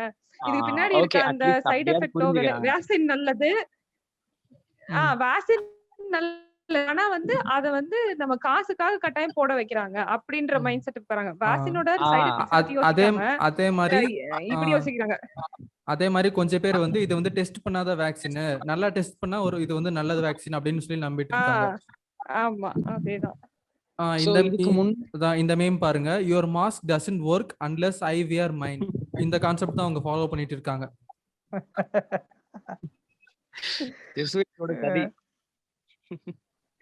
அதாவது இந்த ராக்கிஃபெல்லர் இன்ஸ்டிடியூஷன்ஸ்க்கு அவன்கிட்ட என்ன பணம் இல்ல, இதுக்கு மேல அவன் என்ன சம்பாதிக்க போனான்? 500,000 மில்லியன் பணம் அவன் வச்சிருக்கிறான். இந்த உலகத்தையே தத்தெடுத்து நிம்மதியா இருக்க கூடாது, 1000 ஜெனரேஷன்ஸ்க்கு வளர்க்க முடியும், அவனால வளர்க்க முடியும். உலகத்தையே தத்தெடுத்து அவனால வளர்க்க முடியும். யாரால? அந்த ராக்கிஃபெல்லர், அவனுடைய அந்த ஒருத்தனுடைய ராக்கிஃபெல்லர், ராத்சைல்டுடைய சொத்து. அப்ப இதெல்லாம் மீறியமா இந்த வேக்சின் மூலியமா அவன் சம்பாதிக்க போறான். ஆனா அப்ப நம்ம புரிஞ்சுக்கணும், சம்பாதிக்கிறது அவனோட மோட்டிவ் இல்ல, அதை விட பெருசு பல அஜெண்டாக்கள் இதுல இருக்கு. they want more for themselves and less for everyone else. இங்க ஒரு கான்செப்ட் அது. ஆக்சுவலி அவங்க தான் பூமியை காலி பண்ணிட்டு அவங்க மட்டும் சுதந்திரமா இருக்கணும் அப்படின்றது மாதிரி. என்ன சொல்றது,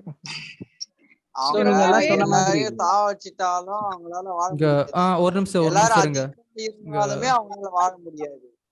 ஜார்ஜியா கைட் ஸ்டோன்ஸ் பத்தி கேள்விப்பட்டிருப்பீங்கன்னு நினைக்கிறேன். இங்க இம்பார்ட்டண்டா சில விஷயம் எல்லாம் எழுதி வச்சிருந்தாங்க. இந்த யூஎஸ்ல ஒரு பெரிய கல்லுல செதுக்கி வச்சிருந்தாங்க. அதுல ஒண்ணுல வந்து பாப்புலேஷன் குறைக்கிறத பத்தி எழுதி இருக்கு.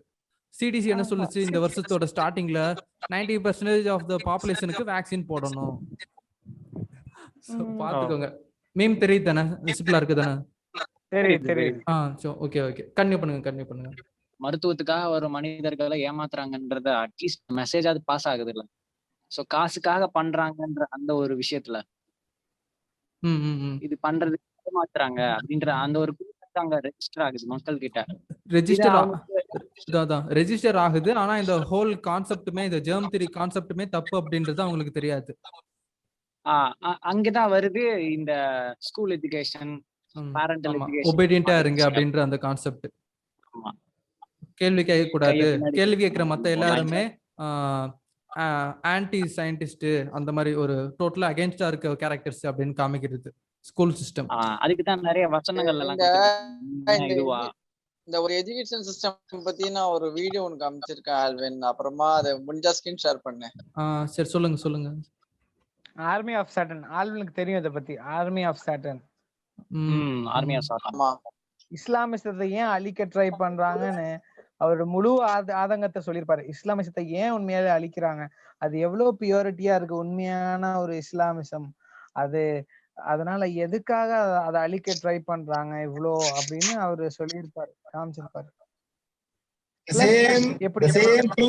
same thing to Tamil people. ஆமா. ஆக்சுவலா எனக்கு பிடிக்காத ஒரே ஒரு கொஸ்டின் என்ன தெரியுமா, அதாவது எனக்கு சத்தியமா அதை அப்படி ஒரு மனுஷனை ட்ரீட் பண்ணது எனக்கு பிடிக்கவே இல்லை. அது என்ன கேள்வி தெரியுமா, ஏதாவது நம்ம கேட்க போனா, ஏதாவது சொல்ல போனா, ஆர் யூ டாக்டர், நீ டாக்டரா அப்படின்னு ஒரு சாமானியன்ட்ட கேக்குறாங்க. நீ டாக்டரா இல்ல யாரு என்ன ஆபீசரா? முன்னாடி எல்லாம் இப்படி கேக்குறேன், இப்ப ஆரியோ டாக்டர்னு தெளிவா கேக்குறாங்க அப்படின்னு வச்சுக்கோங்க. இப்ப கொரோனாங்கிறது உண்மையிலேயே ஒரு நோயா இருந்தா அவங்க கேள்வி கேட்கலாம். கொரோனாங்கிறது உலக அரசியல். அப்ப உலக அரசியல்னு இருக்கும்போது யாரு வேணா பேசலாம், சரிதானே? நம்ம அதுக்கு என்ன பதில் தெரியுமா நம்ம சொல்லணும்? ஆக்சுவலி அவங்க அப்படி கேட்கும் போது you are dealing with my body, so நான் கேட்டுதான் அவன் அப்படி சொல்லி நம்ம கேள்வி கேட்கலாம். அப்படி கூட சொல்லலாம். எஸ், கேட்கலாம். இங்க ரைட் இன்ஃபர்மேஷன் ஆக்ட்னு ஒன்னு இருக்கு இல்லையா, அது இந்த மாதிரி நேரத்துல யூஸ் ஆகும். என்ன பிரச்சனைனா அந்த பாடி கேட்க மாட்டேங்குது, பக்கத்துல இருக்கிற பாடி சம்படி இஸ்கே அவங்க தான் கேக்குறோம். டைரக்டா இருக்கிற பப்ளிக் கேட்க மாட்டேங்கிறாங்க. அதுதான் இங்க விஷயம். நாம எஸ்கேப் ஆகுறதுல பிரச்சனை இல்ல, பிரச்சனை இல்ல, நம்மளுக்கு பக்கத்துல இருக்கிறவங்க எஸ்கேப் ஆக முடியாம மாட்டுறாங்களே, அதான். அப்போ இவங்க எப்படி இந்த உலகம் மாறணும்னா, ஹூ ஆர் யூ அப்படின்ற கேள்வியை தாண்டி வாட் இஸ் ஹி சேயிங் அப்படின்ற ஒரு மனநிலைக்கு வரணும். வாட் இஸ் ஹி சேயிங், என்னதான் யார் அவன், அது முதல்ல பாக்குறத விட்டுட்டு அவன் என்னதான் சொல்றான், சரியா சொல்றானா அப்படின்ற ஒரு சுய அறிவின் பால் சிந்திக்கும் ஒரு அந்த மாதிரி ஒரு மக்கள் இன்னைக்கு உலகத்துல மாறணும். அதுக்காக நம்ம வேண்டிக்கிறோம், அப்படி மாறணும். people should shift from asking who is he, from who to what is he saying, என்னதான் சொல்ல வராரு. அப்படி மாறினா மட்டும்தான் இன்னைக்கு உலகம் மாறும். எல்லாருமே விழிப்புணர்வு அடைஞ்சு ஒரு அவேக்கனிங் வருவாங்க, உண்மை தெரிஞ்சு.